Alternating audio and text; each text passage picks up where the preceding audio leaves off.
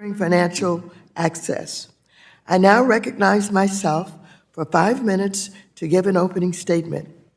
I would like to welcome the Prime Minister of Barbados, the Honorable Mia Amor Motley, to the Financial Services Committee and thank her for being here to discuss an issue that I've long dedicated my time to solving: the crisis of bank de-risking in the Caribbean. By appearing here today, Prime Minister Motley is giving voice to a topic that matters to every person in the Caribbean and, as we'll discuss, everyone in the United States too.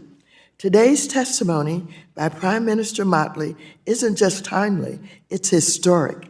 It marks the first time in nearly 40 years that a Prime Minister will testify before Congress. Her presence today underscores the gravity of this issue and the urgent need to take serious steps to end the deterioration of global financial access for her nation and the whole of the region. Prime Minister Motley, I'm so pleased to welcome you to the United States and look forward to hearing your testimony and listening to the ways we can all work together to reverse de-risking. I'm also pleased to acknowledge Dr. Keith Rowley, the Prime Minister of Trinidad and Tobago. Thank you, Mr. Prime Minister, for joining us to lend your support. For too long, the lack of financial access faced by Caribbean nations and their majority Black populations has been blatantly ignored. As chairwoman of the committee, and even long before I assumed the chair, I've worked with stakeholders to combat the de-risking we've seen harm businesses and families across the Caribbean and the United States for more than 10 years. Financial access is key to a nation's stability, but for our neighbor island nations, whose economies rely on cross-border transactions, they're being denied this path to prosperity and resiliency. The Caribbean is very close to the United States, not only in geography, but also in its shared economy, culture, and security. This is reflected in the mutual trade and tourism, which fuel jobs and economic growth here and in the region, as well as in the 8.5 million members of the Caribbean diaspora community who have chosen the United States as their home. We must acknowledge that our nation's security and well-being is directly linked to that of the Caribbean nations, and that dwindling financial access endangers these mutual benefits. So that's why back in April, Prime Minister Motley and I led the Caribbean Financial Access Roundtable with nearly a dozen heads of state, members of Congress, and other stakeholders to discuss concrete solutions. In addition, my committee worked to secure key anti-money laundering provisions in the 2021 National Defense Authorization Act, including a mandate for a United States government-wide strategy to address financial de-risking. Without action on this issue, we risk ceding our leadership in this region to countries like China and Russia, which have been working hard in recent years to become more active in the Caribbean. It's clear that combating the loss of United States correspondent banking relationships in the Caribbean should be a mutual priority for both the Caribbean and the United States. Solving this crisis requires us to work together, from government examiners to correspondent banks and civil society organizations to international financial institutions and standard-setting organizations. Congress has a role too. Under my leadership, the committee continues to press for action on the collaborative solutions needed. Solutions like removing any unsubstantiated stigma of the region in government reports and helping streamline bank examinations, to name a few. Now's the time to move on these measures. Thank you, and I now recognize the ranking member of this committee, the chairman from North Carolina, Mr. McHenry, for 5 minutes. Well, thank you, Madam Chair, and Prime Minister, thank you for being here. It's an honor to have you before our committee. And Madam Chair, thank you for having this hearing. De-risking is a critical issue. And the last time we talked about de-risking in a full committee, in a committee hearing was back in 2008, but that was domestic de-risking. And that was led by the subcommittee ranking member, then chair of the Financial Institutions Subcommittee, and it was analyzing the impact of Operation Choke Point in the then Obama administration, and the impact that Operation Choke Point had on consumers, small businesses, and communities. But that was a domestic look. Today, we're looking at the global landscape and the implications of de-risking at a macro level, and that's important. But those issues are similar whether they're domestic or international. The underlying factors of de-risking remain the same between those both domestic and international functions. And overly punitive supervisory and examination tactics employed by federal financial regulators can have serious implications. Take, for example, availability of banking services in jurisdictions deemed high risk, like the Caribbean and towns along the southern U.S. border. It's one thing if de-risking is evidence-based, an evidence-based response to illicit finance. And let me be clear, we support that. And I think that is, we have bipartisan support to do that. But when innocent people and legitimate businesses are being shut off from financial services, we need to take a step back. We should re-examine our approach to ensure that we are not lumping in the good with the bad. And the problem is this: the penalty for failing to comply with anti-money laundering regulation can be so devastating for financial institutions, especially small and medium-sized banks, that they turn to defensive approaches to ensure compliance. Republicans have raised this issue numerous times in the context of suspicious activity reports, or SARs. Many banks carry out defensive SARing to ensure that they don't get penalized. In 2021 alone, this resulted in over 3 million reports generated. And I expect that we'll see a new record set every year moving forward. It's through this lens that we approach Caribbean de-risking. U.S. banks are faced with a difficult decision. Regulatory compliance costs and the penalties for non-compliance are so steep that financial institutions would rather end customer relationships than run afoul of regulators. The result is large-scale de-risking and debanking for entire geographic areas that can sweep up ordinary people and small businesses and have severe economic consequences and severe consequences for friends, allies, and neighbors. And the question of the day is this: where do those debanked customers go? And I'll tell you, China. And these are our neighbors. These are our friends. These are our traditional allies. These should be some of our closest relationships the United States has in the world. According to the report titled Financial De-Risking in the Caribbean, which was authored by one of today's witnesses on the second panel, from 2009 to 2016, Chinese correspondent banking relationships grew from 65 to 2,246. To put it in another way, over an 8-year span, China gained 2,181 new ways to engage with partners in developing regions like the Caribbean. As a matter of American policy, why are we driving people away from our friendship as a nation and seeking a country that does not adhere to our rule of law, our concept of human rights, and our struggle with human rights to improve? So think about this. Our current regime that compels banks to overfile reports to not get penalized is actually driving customers in regions that regulators deemed high risk, underperforming or worse in the financial arms of the CCP, of the Communist Chinese Party. I would argue it is in the best interest of our financial system, communities, law enforcement, and the federal government to be able to monitor and maintain these global banking relationships and friendships. I look forward to hearing from the Prime Minister today and the other witnesses on the second panel. Thank you, Madam Chair. Thank you, Mr. McHenry. As a reminder, we will have two separate witness panels today. After the first panel concludes, we will take a very brief recess before proceeding with the second panel.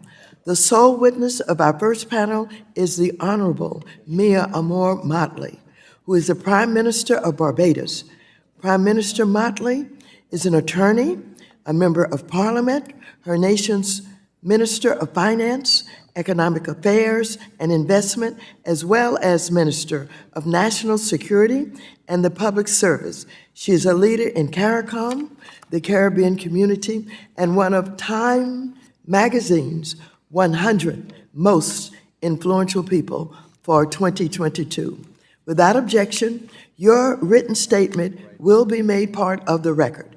You will have 5 minutes to present your oral testimony. You should be able to see a timer that will indicate how much time you have left. Prime Minister Motley, you are now recognized for 5 minutes to present your oral testimony. Thank you very much, Madam Chair and Ranking Member. Thank you for having me here. I want to acknowledge my colleague, brother, Prime Minister of Trinidad, the Honorable Keith Rowley, who is also here this morning, and appropriately so, because even though they don't have an offshore banking sector, they are the owners of 2 of the 5 banks in Barbados, and therefore have a vested interest in this issue. I want to say, especially to the Ranking Member, that you can be assured that while Barbados sent the first 7 governors to the Carolinas, I'm not here for that purpose at all today, and therefore we need not worry. But I am here to tell you who we are and what faces us when banks leave. Our reality is that we in the Caribbean community are a community of sovereign nations of 15 countries, and we have a collective GDP of 82 billion US dollars. There are 41 states in the United States of America that have a larger GDP than all 15 member states of CARICOM. It is important that we appreciate that context first. The irony is that the state that is closest to us in terms of GDP at 80 billion is the state of Delaware, but that speaks to other opportunities, I suspect, as to why Delaware and Wyoming, which is also smaller than us, have also pursued this area of financial services with the keenness that they have in recent years. We are here because we're fighting for a global public good, and we're fighting for the human rights of our citizens. This committee has already expressed its concern about financial exclusion of the American population, persons who have been excluded here. Our people are no different. When we were growing up, opening a bank account was a part of our rites of passage in becoming an adult. Today, it is now a gargantuan obstacle for us to have our people do so, given that we spend weeks and businesses come into our region, sometimes weeks and months, just to open a bank account as individuals to live and as companies to trade and do business. Our economies cannot function on their own. We do not make enough clothes, we do not produce our own food, we do not produce our own equipment, and therefore, unless we are able to trade with the rest of the world, we are at risk of becoming financial pariahs. We are here because the listing process that has taken place, whether through the Financial Action Task Force or the OECD, or further, as a result of actions taken for enhanced due diligence by those who take the listings from the FATF and the OECD, it means that those correspondent banks, over the course of the last 10 to 12 years, have made a judgment that we are simply too small, as I've just told you, in order to get involved, because the enhanced due diligence means increased costs of regulation, increased cost of compliance. And rather than do business with us, they say, thank you, but no thank you. What it has meant is that almost every country in our region over the course of the last decade, with the exception of 2 or 3, have had a loss of more than 30% of their correspondent banking relationships. The truth is that we have also seen others use alternative mechanisms, as the Ranking Member just appropriately referred to in his opening statement, and therefore what we face is a situation that the very thing that you set out to achieve, which is the avoidance of terrorism financing, the avoidance of money laundering, on which we are all agreed, is likely to happen because you're driving people underground. There is no benefit in driving our citizens underground or making our countries uncompetitive such that our economies are at risk of becoming underdeveloped or failed states. And we have now to determine whether this is capable of being a continued acceptable course of action. We have been making noise for near a decade, and we want to thank this committee for hearing us today, because that noise cannot continue. And ironically, with the technological developments that are taking place, and as recent as the issuance of the digital yuan, on which The Economist magazine wrote a column last week, there are options becoming available to countries to opt out of the SWIFT system and to find other ways of being able to transmit money to their citizens. For us in this region, it is not yet here. But given long enough, nature abhors a vacuum, and we will find a way. And why should this matter to you? This is a country of immigrants. We have as many immigrants here as do people from Africa, Asia, Europe, all over.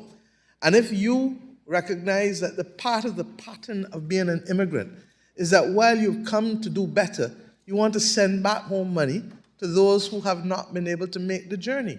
When correspondent banking relationships are removed from our people, there is no longer the luxury of being able to do so. But the love doesn't stop. You don't stop loving your family. You don't want to stop sending back the money. And therefore, you will find whatever mechanism you can to be able to do so. Similarly, our economies require not just investment from local savings, but the attraction of foreign direct investment to survive. If we cannot keep our country safe, you already know in this country the spectacle of immigration from Caribbean countries, and you already have vigorous debates about what is acceptable and what is not acceptable, sometimes in ways that cause us a little difficulty too. If we want to be true to the declaration that we signed in Los Angeles in the City of Angels 3 months ago with respect to migration, then it is important that we create conditions where our countries can benefit and where our countries can have a level playing field in order to be able to achieve prosperity for our citizens who expect education, healthcare, and opportunities for trading. We, the majority of our countries, also depend on tourism. What happens when your tourists come? What happens when your investors want to build hotels? This is the most nonsensical thing that we have seen in public policy. And why do we say that we are at risk of offending a human right and a global public good? Every citizen of the world ought to have the right to be able to have a bank account if they are to walk the streets without fear of crime, if they are to have the opportunity to save, if they are to have the opportunity to do as the capitalist system tells us we should do, to leverage our savings to be able to invest in order to grow our economy and to increase our wealth. And every country in the world ought to be able to have access to affordable banking services to fuel trade and to foster and enable remittances. And in this entirely globalized world that has come out of the bottle and can't go back in, there's no chance of putting the genie back in the bottle, what we do is force countries to find alternative means to trade. Now, the SWIFT system sounds familiar. Why? In this committee, I'm sure you've had a lot of discussion about who should be excluded from the SWIFT banking system in this year. And we know that the attempts to keep Russia out through sanctions, as you've done with other countries, simply has treated them as pariahs, but they have found ways to trade outside of the SWIFT banking system too. And the reality also is that if you don't use this example to show you why this is an appropriate time to take different action, we will continue the injustice. And what do I mean by that? Russia didn't choose the Caribbean to hide its money. Russians didn't choose the Caribbean to hide its money. They chose the metropoles. They chose London and New York and Switzerland and Luxembourg. And you only have to do as Tom Cruise told us in that famous movie, follow the money. Follow the money. Where has the money gone? It hasn't come to the Caribbean. And what we have is listings from the Financial Action Task Force that are perhaps well-intentioned, but are focused on process and form, and are not focused on substantive prosecution of money laundering. That is the equivalent of saying that I'm more interested in whether you adhere to rules than in finding where the money launderers are. When you wanted to find the money launderers with respect to Russia, you didn't come to the Caribbean. You went to London, you went to New York, you went to Zurich, you went to Luxembourg. And I say this because there has to be a fundamental injustice in a system that puts on a list, not Luxembourg, not the United States of America, not the United Kingdom, but puts Jamaica, Trinidad, Ghana, Barbados, all of which were put on a list, not even because we were having substantive money laundering there, but because in 2020, there was a determination to change the criteria by which we assess countries, looking at the definition of money supply from M2 to M3. Now, for most of my constituents, that sounds as though we're playing a game. But that reality of changing the definition of money supply led to the listing of our countries. And what did it mean? An investor wanting to come to Barbados from Europe goes into a bank and says, I want to transfer X million dollars for an investment. The bank says, oh, Barbados, no, we have to do enhanced due diligence because they're on a list. Oh, Belize, we have to do enhanced due diligence. When that happens, they say, but guess what? The enhanced due diligence is too costly for us. You need to go and find another bank. It doesn't only happen with de-risking of institutions. It also happens with categories of business. So you have bankers saying to people who trade gold, oh, you can't bank with us anymore. Come for your millions of dollars. Where are they going to carry it? How does that enhance the opportunities for crime? How does that enhance human insecurity? People who trade in casinos. Do you believe that the owners of casinos in Las Vegas keep their money in a safe, or do they keep it in a bank? Well, in the Caribbean and Trinidad, where the casinos, and in the rest of us, they tell the people who have casinos and slot machines, you can't bank in a bank anymore, in spite of the fact that we still have correspondent banking relationships. Why? Because to keep the remaining relationships that we have, they go overboard with the level of compliance and regulatory compliance that make us now as countries uncompetitive and make the conduct of certain businesses prohibitive. This can't be fair. And if it is not fair for your people to be excluded financially, then we say equally it is not fair for their family in the islands and in the other countries from which they come to be excluded financially. This is a global public good that we must protect, and this is a human right that we must protect. And I want to thank this committee for seeing us today, for hearing us, and for feeling us, because for too often we have not done so. The last point I'll make is this. Do not let this be recorded as an act of unconscious bias. And why do I say so?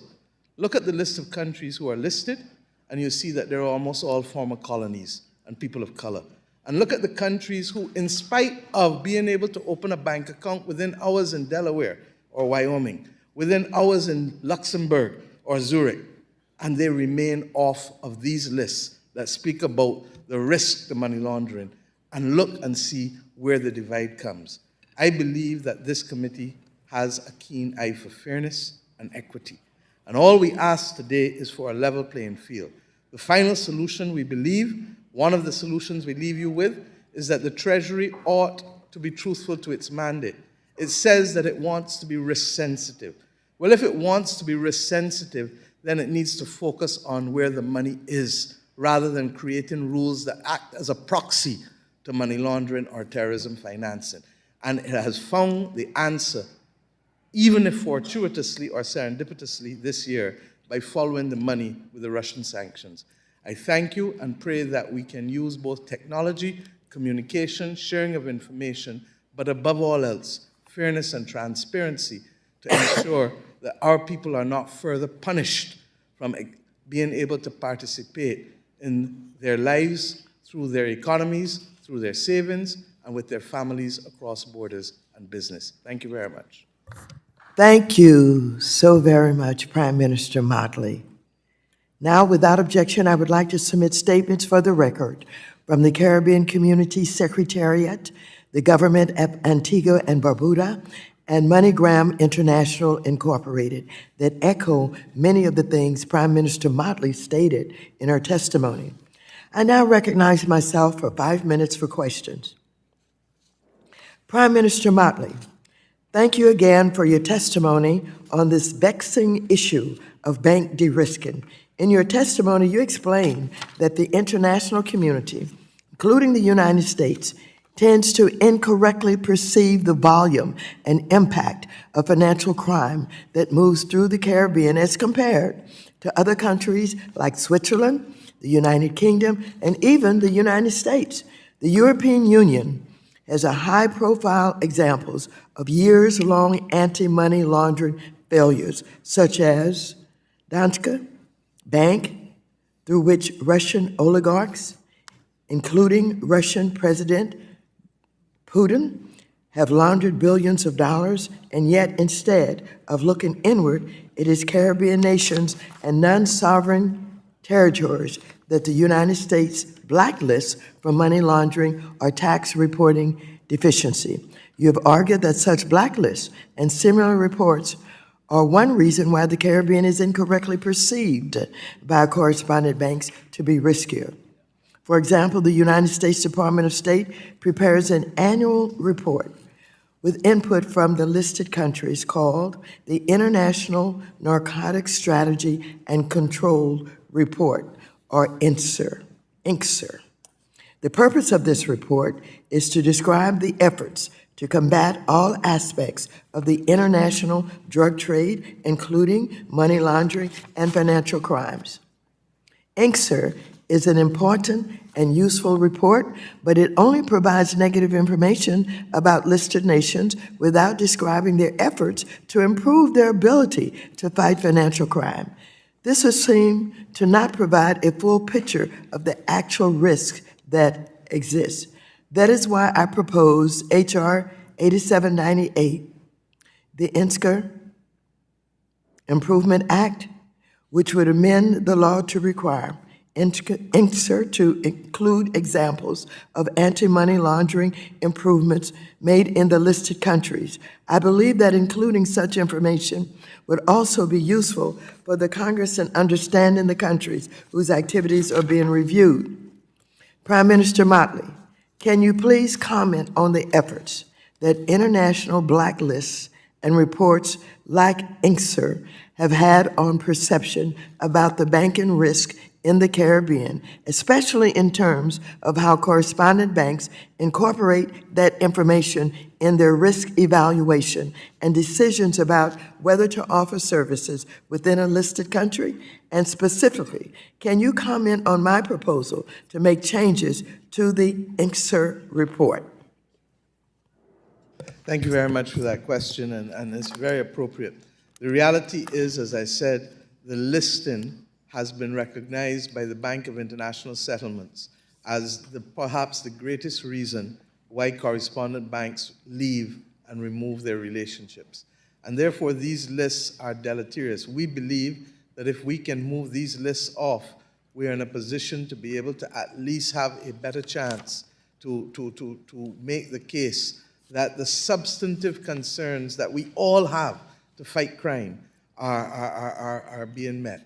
The reality is that the State Department's report, once again, we've been complaining for years, is prepared by junior officers. It is not robust, it does not allow us a right of response, and it does not take into account when improvements have been made during the course of a year. This is not an exam, this is our life, and this is real for our people. So that when banks remove themselves and say they're not doing business, and an investor has a choice between a country in the Caribbean or a country elsewhere where he can seamlessly move his investments, he's going to go elsewhere. And that is why we say that these reports have a disproportionate consequence in excluding us and making us financial pariahs and making us uncompetitive. And we feel that if you can pass legislation that, one, includes a right for us to respond, and two, we live in a world of real time, so that if we have improvements, then they ought to be taken in real time, rather than waiting for the next year's report in order to take account of the improvements that have been made by countries. Why? because in that course of the year, that country can lose 5% of its economic activity, 7%, 2%, all as a result of its failure to be able to attract investment. And equally, what I haven't spoken about is the millions of dollars that we have to spend as a small state to try to satisfy those considerably larger questionnaires that exist in circumstances where we know that the money isn't in us and that it's not us where the money launderers. Money launderers are hiding their money in plain sight, but you're coming to us to give yourself a sense of comfort, and that is our concern with these lists. And secondly, when we comply with the lists, what happens? The goalpost is moved, and a new list comes out with different concerns. And we've seen it whether in terms of money laundering and terrorism finance or in terms of tax transparency with the OECD. And that is why if you go back, we're continuously on these lists facing the consequences of that withdrawal. Thank you. Thank you. I agree with you, Prime Minister. And as we heard several months ago at the roundtable in Barbados, and as we'll likely continue to hear today, the incompleteness of these international reports can have a profound impact on whether a correspondent bank decides to cut off all business to a country. I now recognize the ranking member of the committee, the gentleman from North Carolina, Mr. McHenry, for 5 minutes for questions. Thank you, Madam Chair, and thank you, Prime Minister, for being here. This is an important issue. But you know, in de-risking, we want to make sure that the knock-on effects of this are not so severe that we actually go against our common interests here. But the way de-risking is carried out is because of a jurisdiction or industry or an area is deemed to be high risk for money laundering. That is at least, you know, what the financial regulators will say, what these institutions that are moving out of territories will say. So my question to you is just a very direct one. What are you doing to counter that perception, or what they would say is fact, but what I think we would say is perception? What are you doing, and what is your government for your country doing to counter that perception? Thank you. We have had to pass substantive laws to deal with these issues since 9/11. I was Attorney General when 9/11 happened. I was around when Resolution 1373 and all of those other resolutions that were passed when the U.S. Patriot Act was passed. The U.S. Patriot Act has not stopped money laundering in this country. The U.S. Patriot Act has not stopped money laundering in Europe. You've seen the evidence of it this year as you've gone after the oligarchs and as you've put sanctions on others. At the same time, our country has had to divert money away from social spending and critical infrastructure spending in order to ensure that we do not have our banks cut off from the rest of the world. And to that extent, that is why now my citizens have to face 4 weeks, 5 weeks to open a bank account as a young kid with no background of any kind of problems in any society, because you're now coming into an adulthood. Similarly, if you decided to have a company here, try to invest in Barbados, more often than not, it'll take 4 or 5 weeks to open an account. You go to Delaware, you open it up within a matter of hours, in the twinkle of an eye. You go elsewhere in Europe in the twinkle of an eye. So in spite of all of those things, we have had to spend this money just to be able, not to be level, but to come close to having a chance of having economic activity. Well, what are you using? Are you using technology to speed that process? We are using technology. We've just in Barbados introduced a national digital identity verification card, and that is to help us expedite the process in spite of what else we are fighting for in terms of our advocacy out here. But you're talking about a digital identification card? Digital identity card. We don't have that in the United States. Explain to me what that is. A card that helps you to validate who you are digitally, to Right. give you access to other services so that the banks Right. can take a chance on you in a more credible way. But that costs us millions of dollars to do. In the same way, equally, our banks are using a metric which is in fact far more rigorous than yours. You have a metric of 10,000 US for money laundering. Our metric is the equivalent of 5,000 US. So that every transaction over 5,000 US has to be able to be monitored and examined. And the bottom line is that in every instance we are doing, I say this with the Madam Chair, like women, we are doing twice as much as you to be considered half as good as you. I've got no follow-up. Because I, in fact, know it's true, sadly, but I also know the effects, which is working twice as hard and actually are twice as good, Yep. perhaps more. So along those lines, you're taking active, concerted efforts to address these concerns. Yep. And you're working actively to do that. I think that's an important message. And I'm, Madam Chair, thank you for holding this hearing, because it does bring a big issue that we've talked about a couple Congresses ago domestically, but we need to talk about in terms of our trusted trading partners. In a complicated world, we need to make sure that our closest countries are our closest friends. Exactly. And we need to treat them like our closest friends. And I think for too long, we've thought of many of our neighbors to the south as great places to go visit, without thinking we need a trading relationship, not a visiting relationship. And we need to change this mentality of our closest neighbors actually deeply moored with us in our economy. And that is an exchange. That is not a one-way street, it's a two-way street. We need to make sure it's done that way. So, Madam Prime Minister, thank you for being here. Thank you for your testimony. If I may, the reality is that we're family. And apart from being family, there are opportunities that can exist to improve your conditions and our conditions. But nothing has happened between the U.S. and the Caribbean since the passage of the Caribbean Basin Initiative Act more than 40 years ago. And if we don't create the opportunity to expand the trade, which now stands at $35 billion US, with which you have a trade surplus of 12 billion US, there's far more work that can be done, far more investment that can be done. And there are issues, for example, even as we fight the issue of fertilizer, Trinidad has surplus capacity on natural gas and fertilizer, but they can't get it here because of other issues that you've resolved for Europe and you've resolved for Chevron, but not for Trinidad and Tobago. So there are a number of issues that I believe We've got a note here. All right. Yes. This is also a trading relationship conversation, I see. Yeah, it's more than trading. We're family there too. Yes. But basically, what really is happening is that we are not having the opportunity to do what we should be doing, trade with each other substantively, and to create and work together collaboratively to fight crime. And we have that relationship with Southern Command, we have that relationship with other agencies in this country, but it is almost as if the left hand and the right hand don't know what each other is doing. And all we're asking you to do in this committee is to bring clarity and to have a sensitization that if Treasury wants to really fight crime and fight money laundering, do not drive the transactions underground by forcing us to find alternative means to trade and to send money to each other.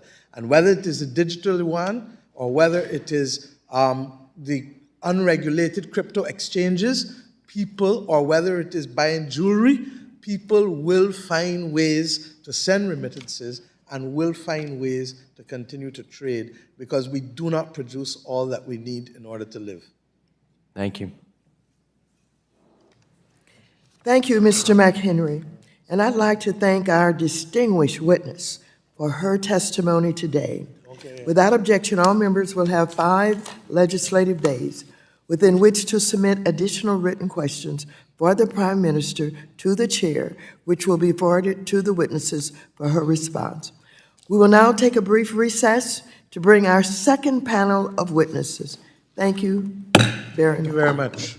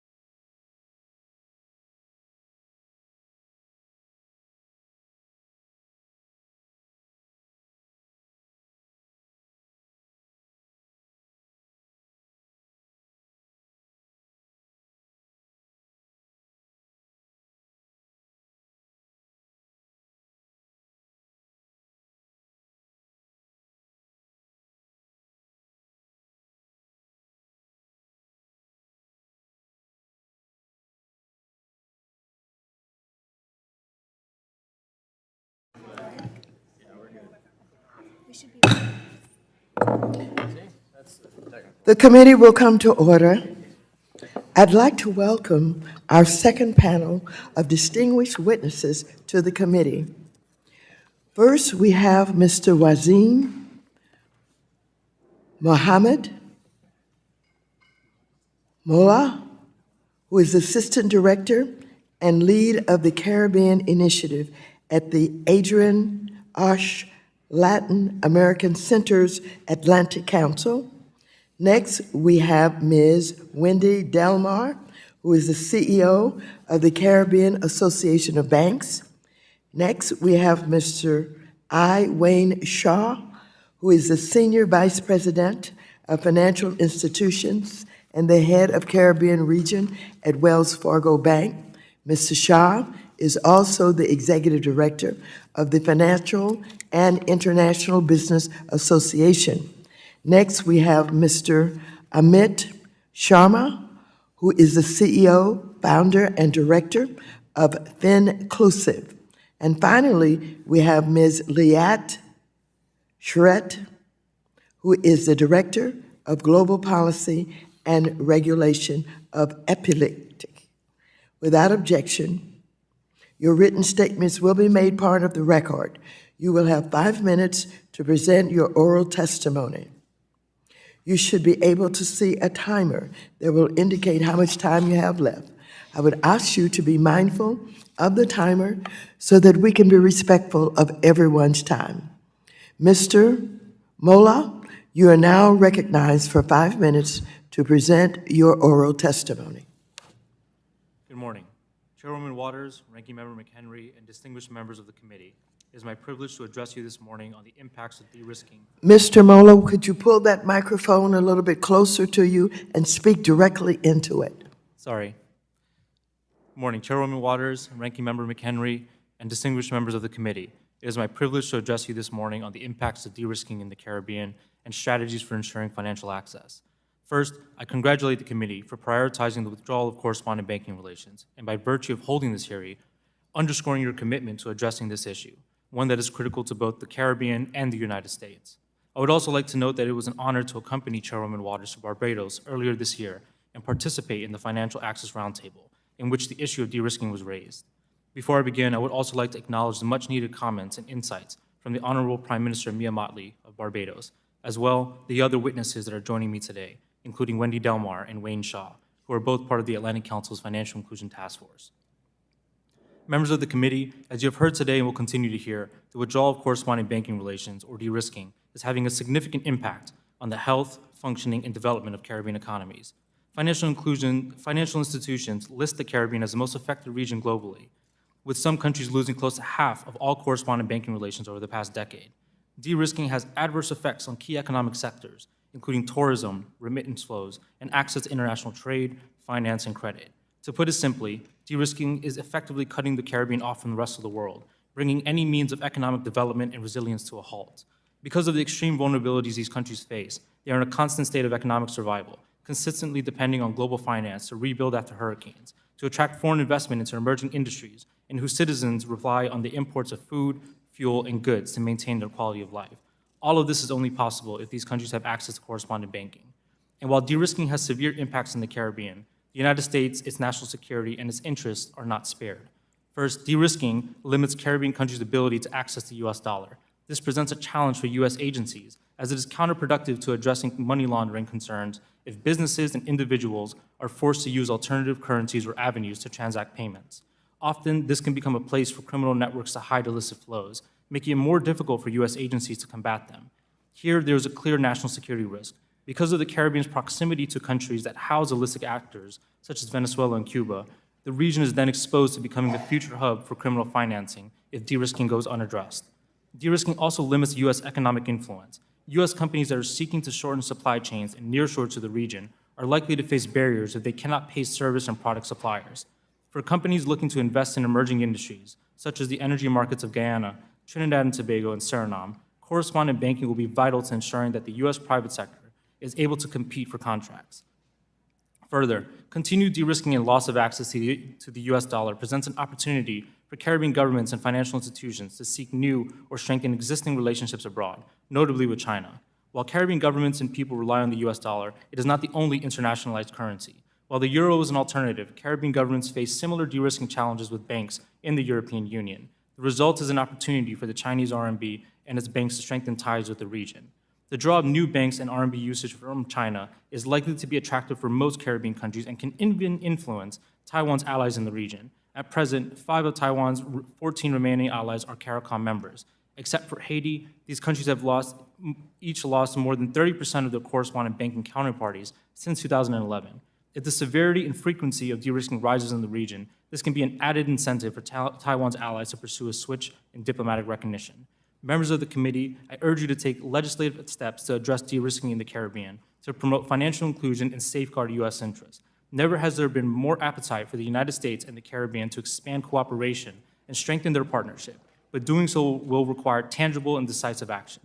The INCSR Improvement Act is one such example, which will help Caribbean financial actors and government leaders annually underscore actions taken to address money laundering, drug trafficking, and financial crimes. And the Caribbean Stakeholders Engagement Act is another, which will ensure that those that are most affected by de-risking have a seat at the table. Members of the committee, I speak to you today as a Caribbean American, someone who has a vested interest in the well-being, prosperity, and security of both the Caribbean and the United States. And I can clearly and sincerely state that correspondent banking underpins the core of the U.S.-Caribbean economic relationship. It has an impact not just on Caribbean citizens, but U.S. citizens as well. Taking action today and in the future can ensure that we, as neighbors, as Americans and Caribbean citizens, can build a future that is safe and prosperous for everyone. Thank you, once again, for the honor and opportunity to appear before the committee today. I look forward to answering your questions. Thank you. Next, we have Ms. Wendy Delmar, who is the CEO of the Caribbean Association of Banks. Chairwoman Waters, Ranking Member McHenry, other distinguished members of the committee, good morning.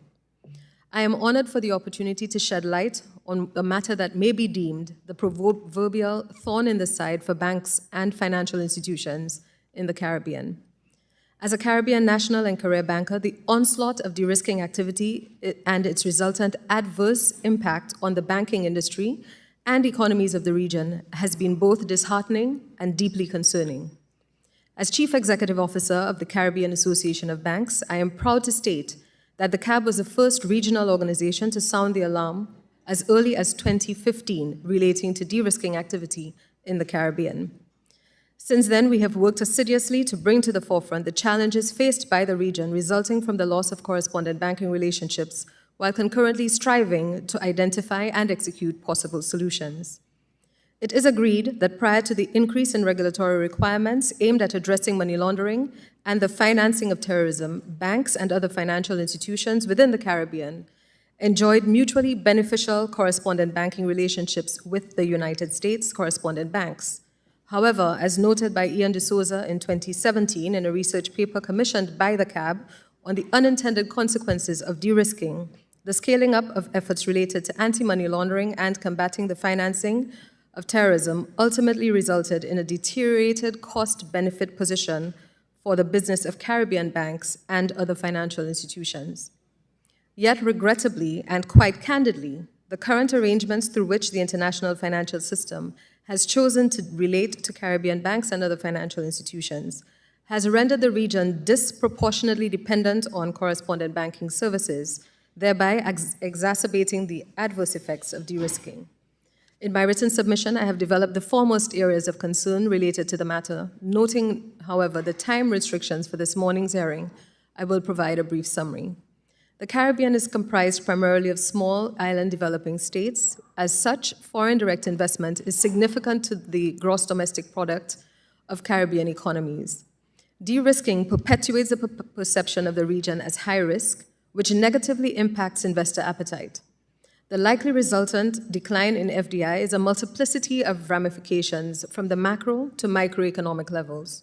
Moreover, access to international financial markets is paramount for Caribbean jurisdictions, given that most countries are in fact net importers. Therefore, the availability and access to goods, from grocery store items to vehicles, is dependent on well-functioning correspondent banking relationships. At the height of de-risking activity, Belize, for example, lost nearly all correspondent banking relationships, wire transfer services, the processing of credit card payments, and the clearing of checks issued by United States banks were unavailable. In a jurisdiction heavily dependent on tourism, the ramifications of the previous were dire. Additionally, banks and other financial institutions within the Caribbean continue to contend with significant increases in operational costs, driven almost primarily by compliance initiatives. This is representative of one of the most deleterious unintended consequences of de-risking, which is the burden inadvertently placed on all banks within the region to discredit the relentless perception and perpetuation of the region as a high-risk jurisdiction. In this regard, I draw attention to the annual International Narcotics Control Strategy report previously mentioned by PM Watley. Though this may not be the committee responsible for the report, I wish to commend Chairwoman Waters for her interventions resulting in proposed amendments to the text of the report, which, if successfully adopted, will increase the validity of the report and hopefully result in a more factual and less disparaging representation of the Caribbean. With the foremost in mind, I offer the committee the following strategies for improvement. 1, the development and implementation of common and preset international compliance standards. 2, the consideration of correspondent banking services as an economic and humanitarian good. 3, the support of a regional approach to improve cost-benefit position of correspondent banks. And 4, improve the provision of information to inform the International Narcotics Control Report. Ladies and gentlemen, I thank you for the opportunity again to present to you this morning, and I'm open to any questions that you may have. Thank you, Ms. Delmar. Next, we will go to Mr. Shaw. You are now recognized for 5 minutes to present your oral testimony. Chairwoman Waters, Ranking Member McHenry, and members of the committee, good morning. I am Wayne Shaw, Senior Vice President of the Financial Institutions Group at Wells Fargo & Company, and a board member on the Executive Committee of the Financial and International Business Association, FIBA, of which Wells Fargo is a longstanding member. I appreciate the opportunity to be here today and look forward to sharing with you the many ways in which Wells Fargo is working to support our correspondent bank customers in the Caribbean. I will speak to you today in 2 capacities. First, I will discuss Wells Fargo's activity in the Caribbean, and second, I will discuss FIBA's efforts in this area. I work for Wells Fargo Corporate and Investment Bank and support both domestic and international financial institutions through a dedicated industry coverage team. Wells Fargo has provided strategic correspondent banking services to the Caribbean banks for more than 50 years. Our commitment to the region's growth and development is underscored by our market share and the number of countries where Wells Fargo services are available. Wells Fargo provides correspondent banking services to banks at the regional, head office, and country level. Today, we provide services to over 20 countries in the region. Following the 2008 financial crisis, the process known as de-risking began to show up in the Caribbean. De-risking refers to the phenomenon of financial institutions terminating or restricting business relationships with clients or categories of clients to avoid risk rather than manage it. In 2007, Wells Fargo and FIBA created the Caribbean Roundtable to highlight and discuss pressing matters for the Caribbean banking community. FIBA ultimately attributed de-risking to a change in perception that the Caribbean banks have become high risk. According to FIBA, de-risking seemed to impact smaller banks to a greater extent. These banks were no longer able to access international markets, execute foreign payment and trade services, or support cross-border credit cards. However, during this time, banking services necessary to support the region continued to be available through larger, unaffected financial institutions. Instead of exiting banks, Wells Fargo embarked on a significant effort to work with respondents on enhancing their BSA/AML programs. Wells Fargo's focus was to understand, improve, and align risk management objectives. Wells Fargo established and funded an annual Caribbean conference. Its purpose was to create a forum to work with Caribbean banks in navigating change. The conference is focused on building a better and safer, financially inclusive Caribbean ecosystem. As a FIBA board member, I would like to also take a few minutes to talk about the contributions FIBA made in response to de-risking in the Caribbean. Built on a legacy that spans over 40 years, FIBA is a nonprofit trade association and international center for financial excellence. Their membership includes the largest financial institutions from Europe, the United States, Latin America, and the Caribbean. FIBA is recognized by the financial services industry, regulators, and law enforcement as a center of excellence with deep knowledge and expertise in AML compliance, high-level education, and training programs.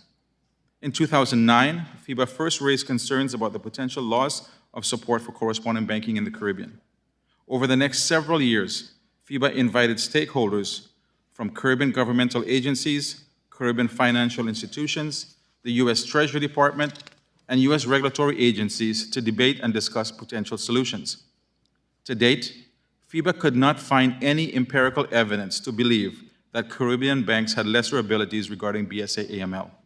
In fact, FIBA's view was that the Caribbean banks that remain in the market have invested heavily in BSA/AML compliance and risk management measures. Caribbean banks are also currently highly compliant with international guidelines and industry best practices. In FIBA's opinion, the era of de-risking small Caribbean banks has long been over.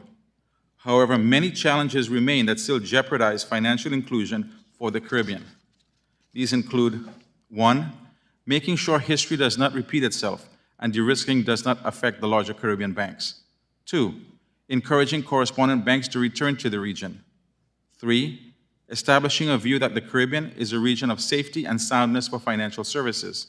4, encouraging independent country and counterparty risk analysis. 5, calibrating regulatory mandates and addressing unintended consequences of legislation and regulations. On behalf of Wells Fargo and FIBA, thank you for letting me speak today, and I welcome your questions. Thank you, Mr. Shaw. Next, we will have Mr. Sharma. You are now recognized for 5 minutes to present your oral testimony. Thank you, Chairwoman Waters, Ranking Member McHenry, and the distinguished members of the committee. I'm honored by your invitation to testify before you today. I look forward to sharing my views on the impacts of de-risking to our national, international, and economic security, as well as the capabilities of new technology and innovations happening in the traditional and non-traditional financial services industry, in particular as they represent many solutions to de-risking, as well as the inherent contents of financial system integrity. By way of background, I'm the CEO and founder of Finclusive. We are a hybrid financial and regulatory technology company that connects traditional banking with blockchain-enabled payments and virtual asset networks. And we do this by providing a full-stack, embedded anti-money laundering set of capabilities, bringing a number of integrations globally for Know Your Customer, transaction monitoring, analytics, digital identity solutions, and legal entity identifiers, all to provide a utility for Know Your Customer, AML, and other financial crimes compliance protocols. My colleagues here today have provided a thorough definition and description of de-risking itself and the manner in which financial exclusion in the Caribbean consequentially is linked to the growth and continued uncertainty of growing anti-money laundering obligations over many, many years. And I wish to focus my oral statement on the attendant risk of de-risking and the uncertainty that we believe provide more financial solutions than they are detriments to the financial services industry.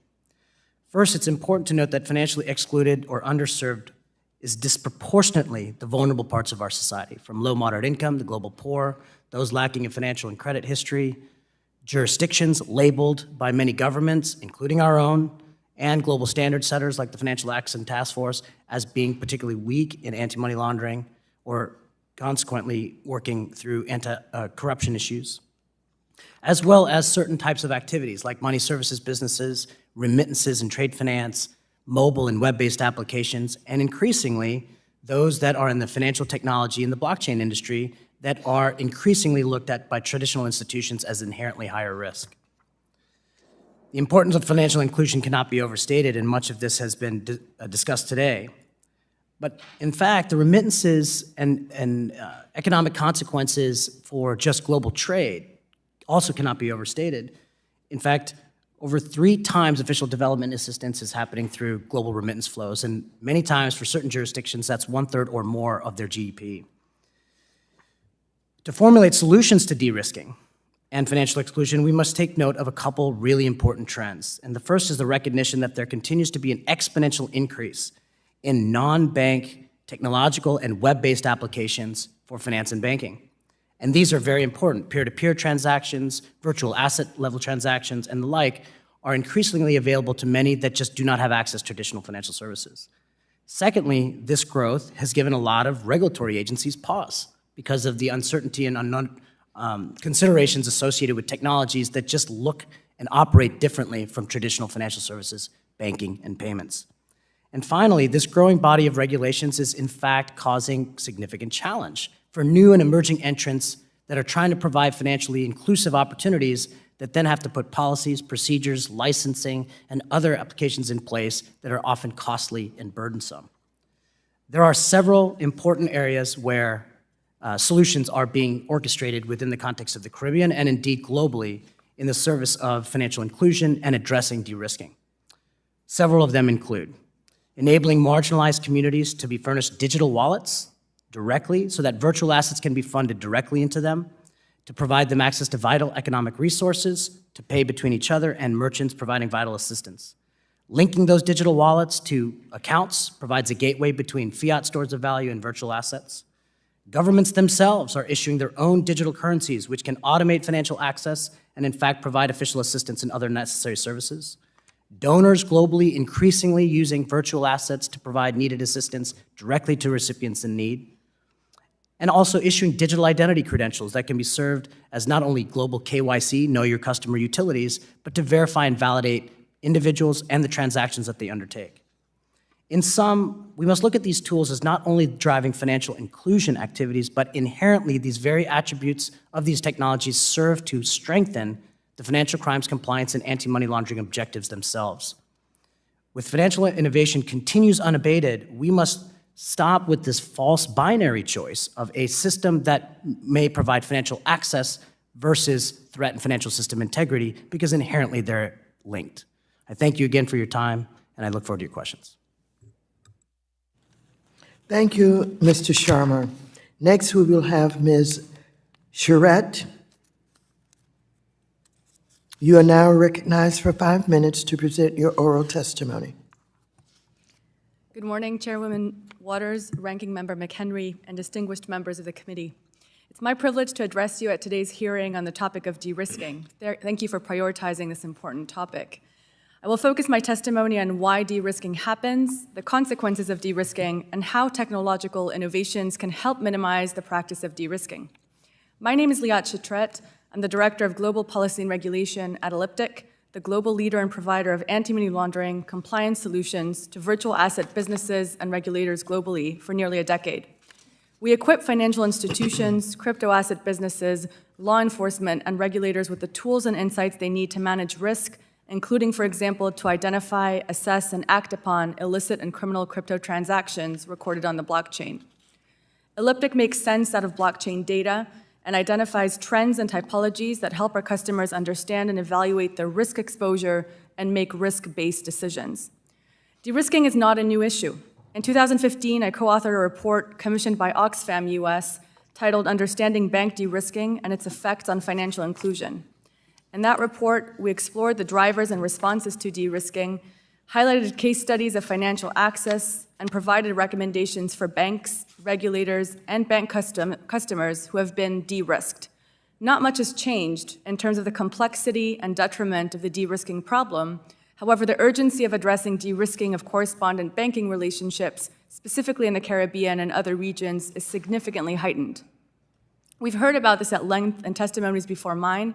One piece that has not been mentioned is the stark gender gap in financial resilience in the Caribbean, where 56% of men can reliably access emergency money, but only 39% of women report being able to do so.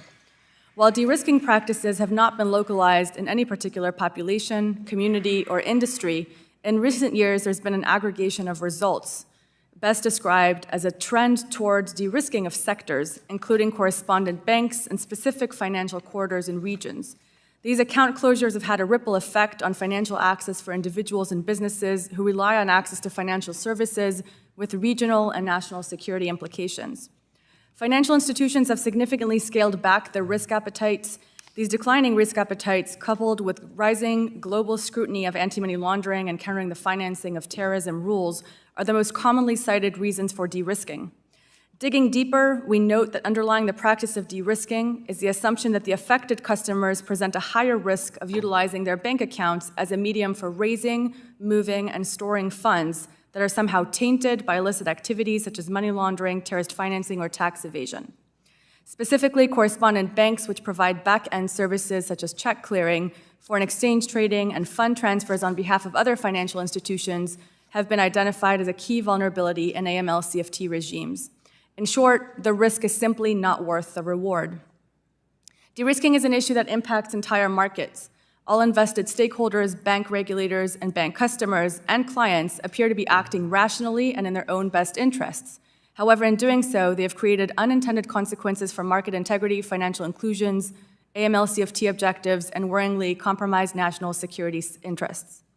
A lack of structured and systemic response to the issue of de-risking is perpetuating the challenge of regulatory arbitrage, the practice of utilizing more favorable laws in one jurisdiction to circumvent less favorable regulation elsewhere. International standards urge institutions to adopt a risk-based approach. Regulators proactively advise financial institutions to assess their policies and allocate resources according to their unique risk profiles and risk exposure. Although this approach is designed to allow for flexibility, it also introduces ambiguity. Inappropriate risk avoidance has replaced effective risk management. Rather than reducing the risk of criminal activity in the global financial sector, de-risking potentially increases systemic vulnerability. So how can these objectives be balanced? De-risking is a problem of exclusion that is remedied by inclusion, specifically the inclusion of technology actors. For the Caribbean, convening an action-oriented task force or committee of affected parties, including financial institutions, regulators, and trusted members of the private sector, such as tech companies, will bring innovative solutions to historically challenging problems. Congress should explore legislation to facilitate the acceleration of digital identification, offering clarity and certainty to an antiquated banking concept. As the digital economy has evolved, the need to update and expand the definition of compliance concepts, such as customer due diligence and know your customer rules, must also evolve. New legislation should explore KYC elasticity, the idea that these rules can be expanded to fit economic development and security realities straddling digital and traditional markets. Congress should expedite the thorough exploration of blockchain-based tech solutions that enhance US dollar dominance globally, including a stablecoins framework and central bank digital currencies that will ensure the market efficiency, privacy concerns, and interoperability with economic blocs, such as their Caribbean counterparts, will be considered. Many challenges remain in addressing the balance between financial integrity and inclusion. However, there are also many opportunities to address these issues by operationalizing public-private sector initiatives that address concepts such as identity and transaction monitoring. Moving into a digitized economy gives banks the opportunities to innovate, manage, and mitigate risks effectively. Tech innovations such as blockchain serve as an enabler to every stakeholder involved in the de-risking conundrum. On behalf of Elliptic, thank you for the opportunity to speak here today, and I welcome your questions, discussion, and follow-up. Thank you, Ms. Shetrat. I now recognize myself for 5 minutes for questions. Ms. Delmar, as the CEO of the Caribbean Association of Banks, you represent the collective interest of banks domiciled in the Caribbean to strengthen the regional banking sector. I understand it can take weeks or even months to open up a bank account or to get transactions approved through the correspondent banks. What are the reasons given by the correspondent banks to the respondents or from correspondents to the individual and entity customers for such delays? Thank you for the question. As would have been submitted in one of the exhibits by the Caribbean Association of Banks for our discussions this morning, what we have found is there is very little to no communication, specifically as it pertains to the closure of respondent banks by the correspondents. As far as the opening of accounts, the banks have now been forced into a position of extreme monitoring, as I tend to put it, where we are spending inordinate amounts of time trying to ensure that from a KYC perspective, the customers meet the regulatory requirements necessary to ensure that we are operating above the line or within compliance with regulatory standards. It is not, however, a situation where the correspondent bank necessarily dictates what is required for the opening of accounts, but rather the respondent bank's attempts at ensuring that every transaction that stems from these accounts will be deemed appropriate by the correspondents, thereby not jeopardizing the relationship with the correspondent banks. So could you take a moment to tell me what steps your member banks have taken to address the concerns of the correspondent banks in order to attract their services? Have any of these efforts been successful, and why or why not? Okay. As far as the relationship with the correspondent banks is concerned, the respondent banks at this stage have spent inordinate amounts of money in ensuring that we have invested in technology so that there is easy and significant monitoring of transactions through the processes that come in.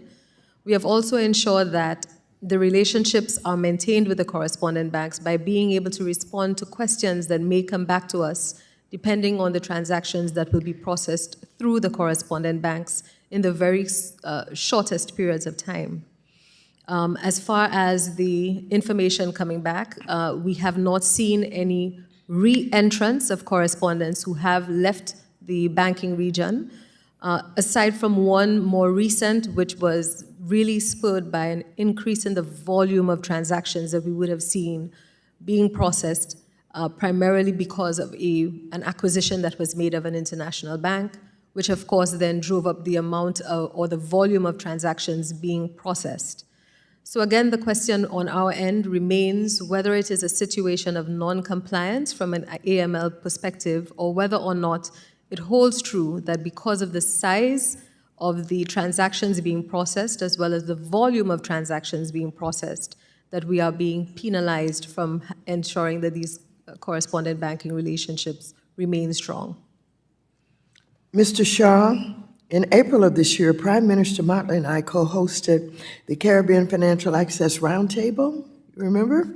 Which brought together heads of state, members of Congress, financial institutions, industry associations, think tanks, international organizations, and other stakeholders to advance concrete solutions to this continued problem of de-risking in the Caribbean. One idea that I raised received a great deal of support from across the spectrum of roundtable participants was a proposal to establish Examiners Academy here in the United States, which would train state, local, and federal examiners on Bank Secrecy Act issues, and also train foreign examiners to ensure that baseline standards, mission, and evaluation are uniform. My idea was inspired in part by the stories from banks in the U.S. about the dramatic differences in the review of banks and services typical to rural American versus the types of activities that one sees in Miami or other centers of international finance. Now, you were there. What is your perspective on this proposal, both as a lead correspondent banker in the region and as a representative of the Financial and International Bank Business Association, whose members are banks of all sizes and types doing business overseas? Thank you very much for the question, Chairwoman Waters. I support 100% the idea of a training academy. In fact, FIBA's, one of their cornerstone is a training academy where they train regulators and bankers and providing a lot of feedback for the industry. There are two main issues when it comes to looking at a training academy. We know that our examiners are very well versed with the FFIEC manual, and they understand the BSA AML regulations. The problem is that it's not a one-size-fits-all approach. So a regulator that just spent a lot of time in the Midwest working with retail banks comes into Miami and gets almost a heart attack when he sees international transactions from Colombia and Brazil, the Caribbean. It's not an opportunity where he's very familiar with those transactions. Sometimes what you find is that when you look at his approach, our members have told us that he starts with his enhanced due diligence hat and everything is high risk. So that makes the examination a little different from how it would have been if he were with a small regional bank. The second part is when you look at assessing a bank's risk and you're training for it, the risk-based approach that we've been taught to apply is usually very subjective. So we would need two things to happen. We would need guidance that talks about exactly what we're being examined against. And secondly, when we have a business that's correspondent banking, for example, automatically everybody thinks that's high risk. Well, it's high risk for a bank that does not have a program in place to manage those risks. But it's just business for a bank that spends a lot of time putting in programs and technology to be able to manage the risk and do the business successfully. So I do agree with you that we need some sort of training academy. I think it would help the industry. I think it would be something that would level the playing field so that examiners are all reading from the same book. But I do believe that we would need proper guidance as to how the rules and regulations are applied. And every bank is specific, and every bank has a different risk profile. So, Thank you. Thank you. Thank you very much. Now, the gentleman from Arkansas, Mr. Hill, is now recognized for 5 minutes. Well, thank you, Madam Chair, and thanks for holding this hearing. Many of us have lamented President Obama and President Trump and President Biden's lack of emphasis on the Western Hemisphere, the Caribbean, Central America, and all of Latin America. So I commend you for engaging with our great friends in the Caribbean, so critical to our economy and their economy. We are inextricably linked, so thank you for holding this hearing. And I'm intrigued by what I've heard today. I think the presentations have been excellent. I'm delighted to have had Her Excellency Prime Minister Motley with us as well. She's a great global leader on financial matters. Well, look, first, the Caribbean has its share of challenges. If you Google fraud and schemes in the Caribbean, a long list by country comes up of real challenges out there for the citizens in individual Caribbean countries. And of course, we've had testimony in this panel for many, many years over our own citizens here in the United States who were victims of Sir, I put that in quotes, Alan Stanford's crimes in Antigua, which certainly didn't help the reputation of the region. So my question first to Mr. Shaw is, do you believe that the financial action task forces and the financial intelligence bureaus of our Caribbean nations are up to par? Are they doing good work? Because that's where some of this starts.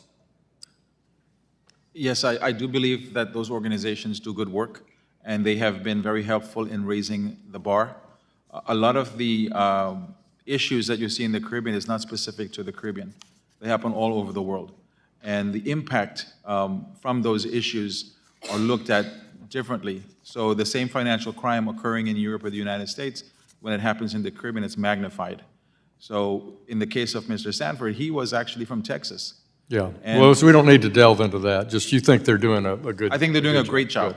Thank you for saying that. You have an eyewitness to that. Ms. Delmar, you agree that the governments in the Caribbean are doing a good job in their financial action task forces and their financial intelligence bureaus? Absolutely, and I wanted to lean on what Wayne said a little bit earlier, in that bad actors exist everywhere.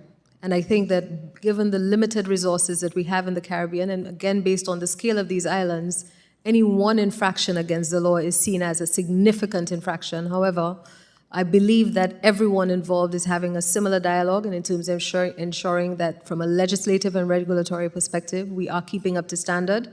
And from a banking perspective, we are also ensuring that we shore up what is required from a KYC and monitoring process as well. Thank you for that. Ms. Charette, you talked a lot about, and this applies to Mr. Shaw's testimony too, that fintech, of course, can help lower compliance costs. One of the largest banks in Florida is in my constituency in Arkansas, and I know what their AML BSA compliance burden is monthly, trying to comply with FinCEN, but they use fintech to lower that cost. Isn't that a way to really help our Caribbean nations be a more banked place and make it easier for correspondent bankings if we use technology to sort through the AML BSA compliance? Absolutely. Your mic, yeah. Thank you. Absolutely. Fintechs do lower compliance costs in a way, and the way they do that is by removing the noise. So reducing false positives, compliance teams can be focused on high-risk areas. They can utilize their resources more smartly in a place which is lower capacities or lower resources. You get to focus your work thank and your you. teams. Yeah. That's helpful, and I think that helps our citizens in the Caribbean nations, and it helps our correspondent banks as well. Mr. Shaw, if U.S. markets, and this de-risking thing comes from a lot of regulation put on by this Congress that raises the cost, that makes it more difficult to comply. So I think fintech's part of that solution. But Mr. Shaw, if the U.S. financial institutions are exiting from correspondent banking, who is stepping into the Caribbean market? Who are you seeing stepping in to be correspondent banks there? Well, we've seen a couple of payment processors stepping in. There is a Who is that? there is You can submit it for the record. What yeah. Any other commercial banks that have stepped in from Europe or elsewhere? there are a couple of banks from Europe, well, banking type organization, financial organizations from Europe. If you'd submit those for the record, that would be can do very, that. very helpful to outline who is coming into that market if U.S. financial institutions are stepping out due to the regulatory burden. Thank you, Madam Chair. I yield back. Welcome. Thank you, Mr. Hill. The gentlewoman from New York, Ms. Velasquez, who is also the chair of the House Committee on Small Business, is now recognized for 5 minutes. Thank you, Madam Chair. This is an important hearing, and I really appreciate you doing this. Mr. Shaw, Puerto Rico possesses a high number of CBRs, given its integration with the U.S. banking system. As the only member of this panel representing a major U.S. financial institution, could you please provide us with an overview of these connections, and what are your suggestions for deepening their impact? Pardon me, I didn't hear the beginning of your questions. People were leaving the room. Could you repeat that for me?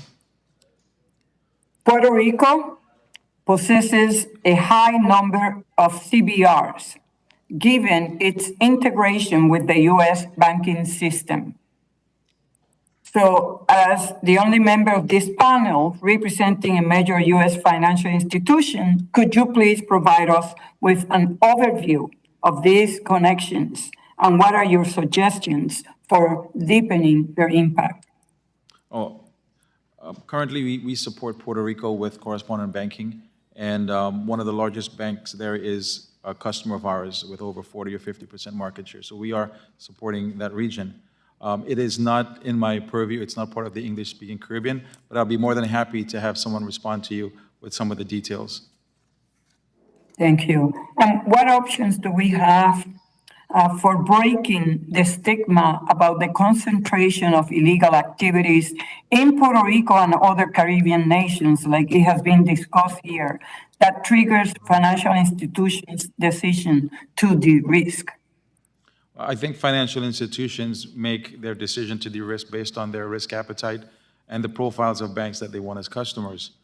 Individual banks need to make that determination themselves.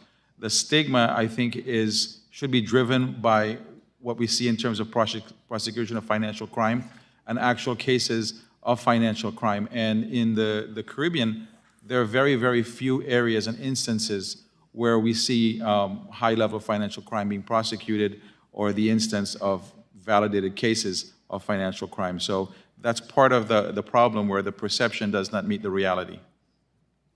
Thank you. Ms. Delmar, does the rise of cryptocurrency in the region pose a threat to your harmonization efforts? Thank you for the question. At this stage, we have not seen a significant influence in the region, which suggests that this is an ongoing issue or something that we need to be absolutely concerned about. However, we also recognize, as was previously discussed on some of these panels, that persons will find unique and creative ways of ensuring that they are able to get through the banking system in other ways other than banking.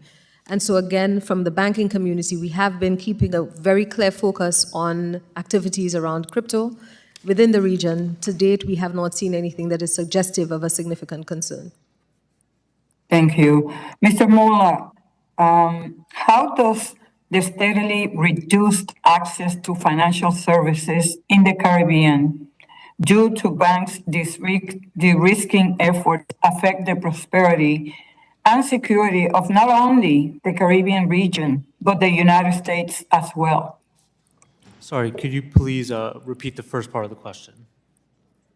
How does the steadily reduced access to financial services in the Caribbean due to banks' de-risking efforts affect the prosperity and security of not only the Caribbean region, but also the United States as well?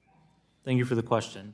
Mostly, correspondent banking is vital for payments, for cross-border payments. So if U.S. investors, if people want to send remittances back to the Caribbean, want to invest in certain sectors in the region, that are likely unable to do so if correspondent banking is not available.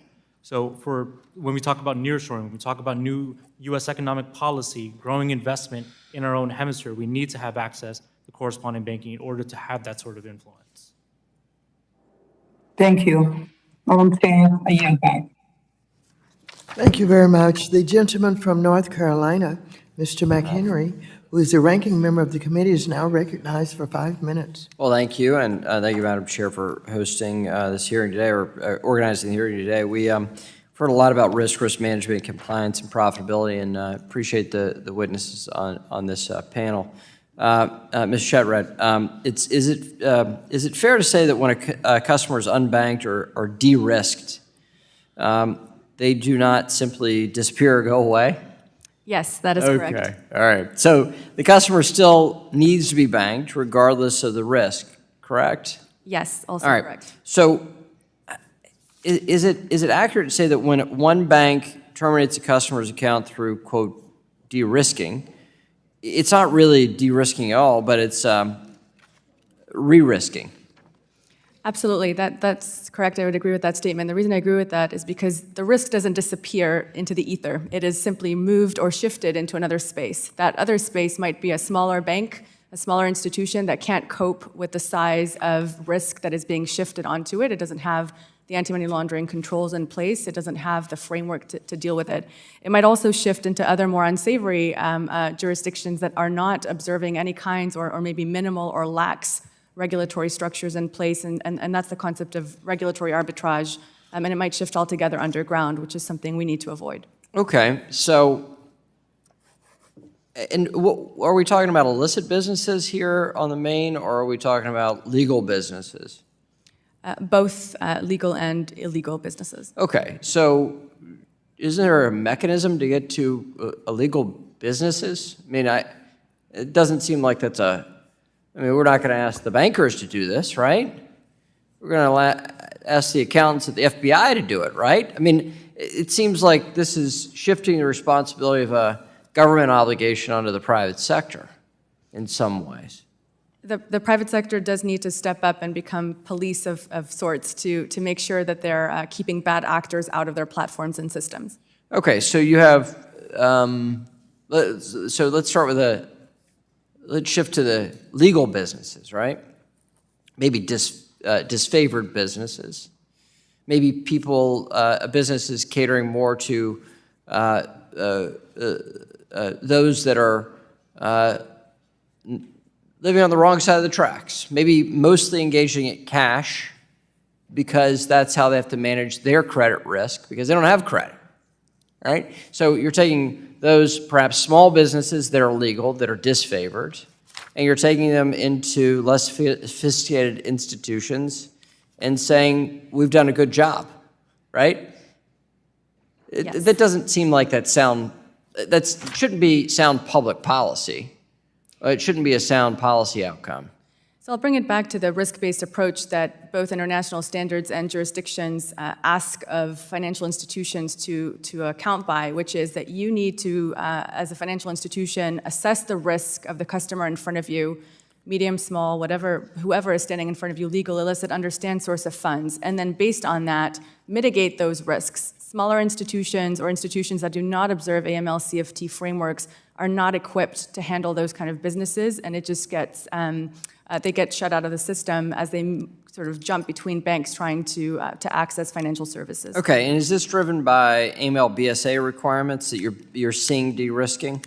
Partially driven by that and also a profitability calculation, where in some instances it just doesn't reward financially to bank high-risk customers For example, nonprofit organizations that are moving funds for humanitarian needs to different parts of the globe that require more due diligence. Okay, but, so the due diligence piece, so that means you have to have more people, more employees reviewing these account level transactions.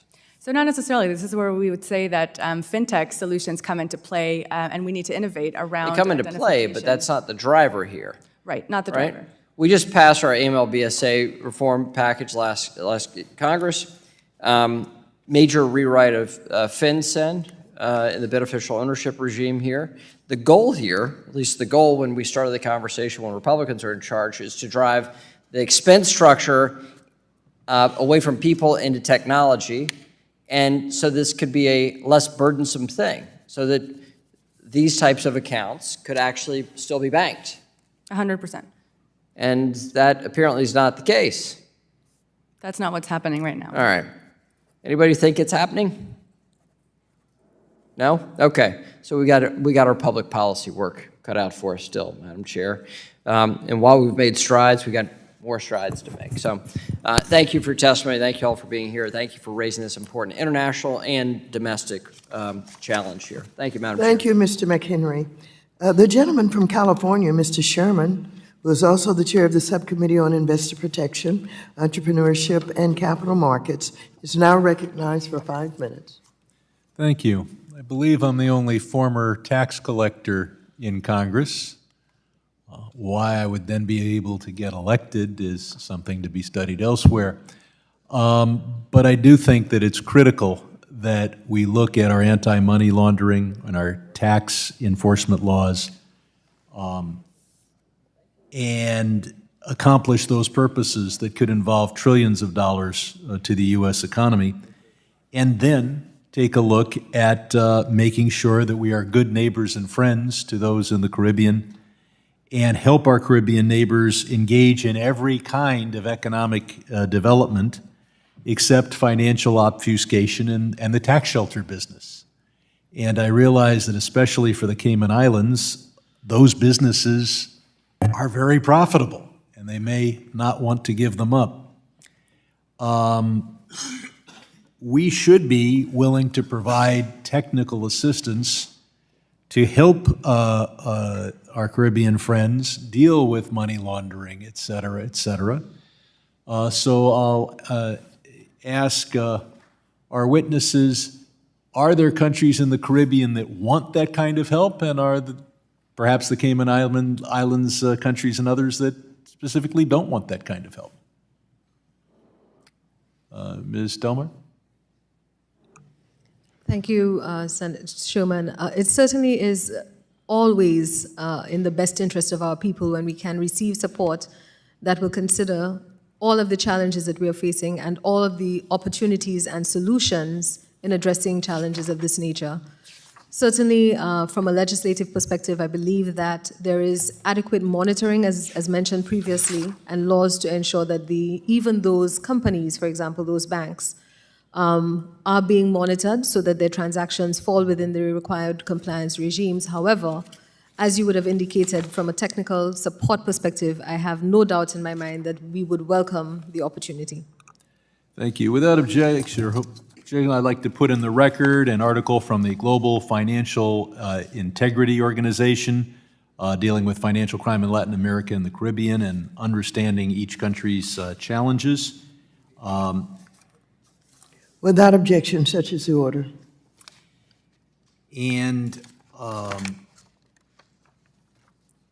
me see here. So we ought to be providing technical assistance. A number of countries in the Caribbean, I'll shift to a different question. Many banks are ending their correspondent relationship, not because of anything that a government has done, but because of what a government might do.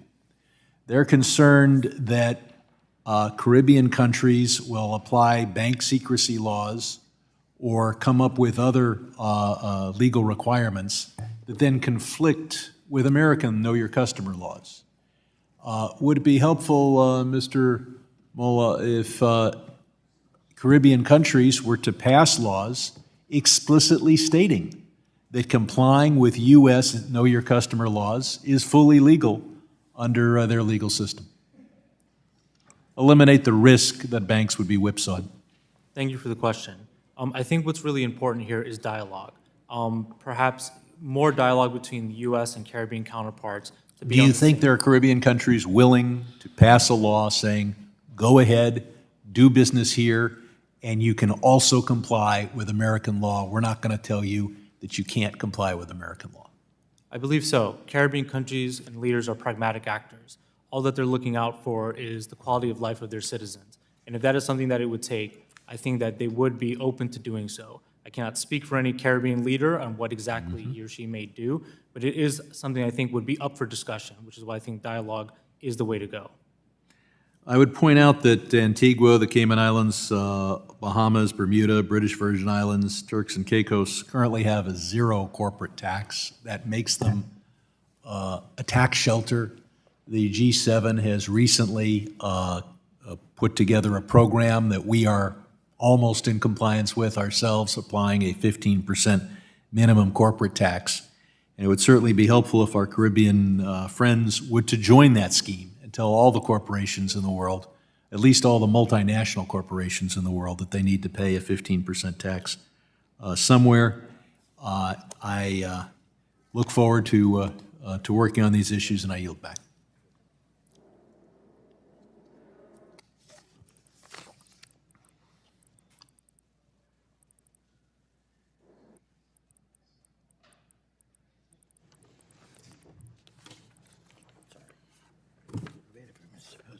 Thank you very much. The gentleman from Florida, Mr. Posey, is now recognized for 5 minutes. Thank you very much, Madam Chair. Mrs. Chevrak, what does research say about the effectiveness of our anti-money laundering laws in combating underlying crimes such as drug trafficking and terrorism? We're fairly effective in having the criminal framework in place. What now matters is the implementation, and to ensure that the implementation occurs across jurisdictions in a standardized manner. So what we're seeing is that while some countries are stepping up to implement those and adapting those broad principles into their local legislation and frameworks, the challenge becomes across countries and communicating, prosecuting, investigating cases when they don't interact or when they don't have the same standards in place or perhaps more lax standards. Thank you. Anti-money laundering regulations shift a substantial law enforcement cost burden to financial institutions. How can the federal government contribute to reducing those costs? I'm sorry, could you repeat the question, please?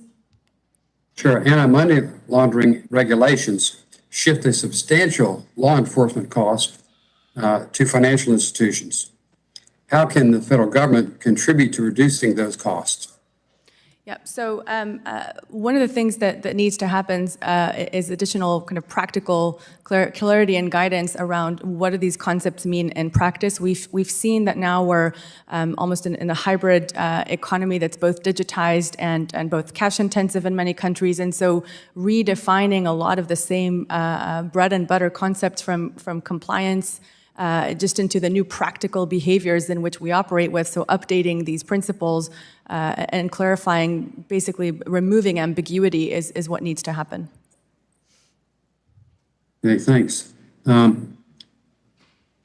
role might the federal government play in improving the quality of data available to financial institutions to form their anti-money laundering regulation responses? So when it comes to data at the moment, it is spread across different agencies. And one thing that could be useful is sharing back with industry and with banks, financial institutions, a holistic view of, for example, insights from suspicious activity reports. What is it that are sort of macro trends that are being observed around criminality or typologies or regions or specific areas of susceptibility so that industry can respond. At the moment, there's a lot of communications coming towards government and a lot of work is being done to process those amounts of data, but having more dialogue around actionable insights could be more timely in helping banks respond. Do you personally think the reforms instituted by Congress and the executive branch in the wake of Operation Choke Point have effectively addressed the abuses of that program? I'm sorry, sir, could you please repeat the question? Sure. Do you believe the reforms that were instituted by Congress and the executive branch in the wake of Operation Choke Point effectively addressed the abuses of that program? Yeah, so Operation Choke Point from 2013 really gave the Department of Justice actionable work and in which they subpoenaed over 50 different agencies across industries to bring forward activities from organizations that were really not both legal and illegal, stigmatizing them and offering them a reputational risk, which since then banks have really not been able to shake off. There is an opportunity to understand that definitions of risk, high, medium, low risk, must be tailored and unpacked specifically to industry and actors to avoid kind of sweeping sectoral or industrial stigmatization, which is a little bit of a leftover ripple impact from Operation Choke Point. Okay, thank you. What top 3 changes do you think Congress should make to improve the efficiency and fairness of our anti-money laundering laws? So the United States has a big role to play and plays it quite actively in a variety of international forums. The Financial Action Task Force has been mentioned, the Wolfsburg Group. There's a real opportunity when it comes to the Caribbean and other regions to utilize regional organizations to help use American clout in those forums to push for additional detail and ambiguity dispelling in a lot of those regulations that are being put out. Additionally, there's an opportunity to push on innovation and utilize, bring innovative actors to the table and make sure that we have an opportunity to share solutions for some public policy issues that are continuing to trouble Congress and otherwise. Thank you. My time has expired and I yield back. Thank you, Madam Chair. Thank you very much. The gentleman from New York, Mr. Meeks, who is also the chair of the House Committee on Foreign Affairs, is now recognized for 5 minutes. Thank you, Madam Chair. And I thank all of our panelists. Let me start out with Mr. Mola. I represent one of the most diverse districts in the country, and a significant amount of my constituents are immigrants who use banking services to remit money back home to their family members and loved ones in their home country. But the ability to send and receive these funds is dependent on the ability to use the banking services and access them at reasonable costs.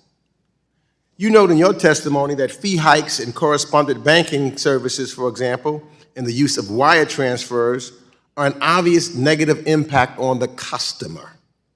But it also seems to have a trickle effect in the more that these individuals turn away from using banking services, the harder it will be for correspondent banking, which is typically fee-based to cover the cost of compliance.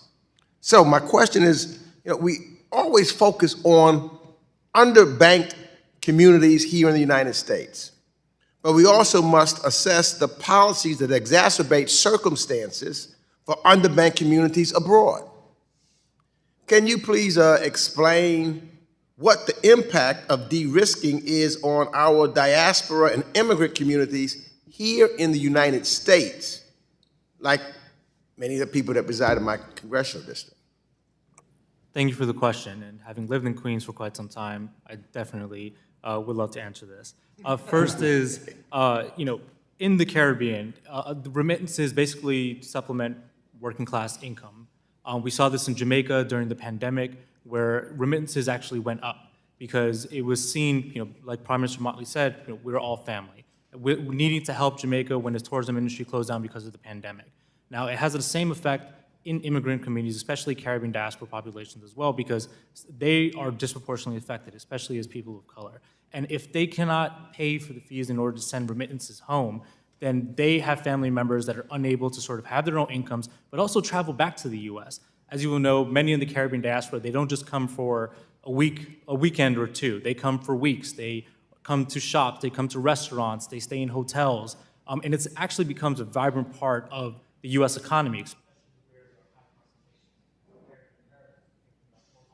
Thinking about Queens, we're thinking about tri-state area, Texas, California as well. So it all has a circular effect. So being able to help sort of the Caribbean populations that receive these remittances has an effect that allow them also to purchase goods from the United States. The Caribbean is reliant on importing goods for most of their local businesses, tourism industry, bed sheets, pillowcases, all of that is really bought in the US. Now, how are they able to buy it? They're only able to buy it if they can receive remittances from the diaspora in the United States. Well, thank you for that. And let me go to Ms. Delmar real quick. Caribbean countries require access to the international capital markets. And since most of their economies run large and persistent physical trade deficits with the rest of the world, and they heavily rely on imports for food, fuel, and capital goods not produced domestically. So I was heartened to see that, for example, that Barbados led the Afro-Colombian Trade and Investment Forum earlier this month.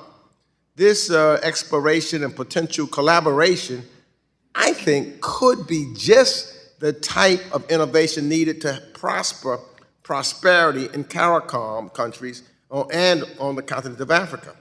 So in what ways do you think we in the United States can support unique solutions to the challenges of growth and prosperity which draw on the talent and potential of diaspora communities? Thank you for that question. You are correct in that the Caribbean remains very receptive to opportunities for innovation and creativity in terms of ensuring that we maintain vibrant economies. And so, like you rightly mentioned and pointed out, Barbados' initiative in ensuring relationships are being established with the Afro-Exim Bank in Africa is one of those areas that we see as a potential opportunity for us to continue to maintain that vibrancy that we need to maintain healthy markets.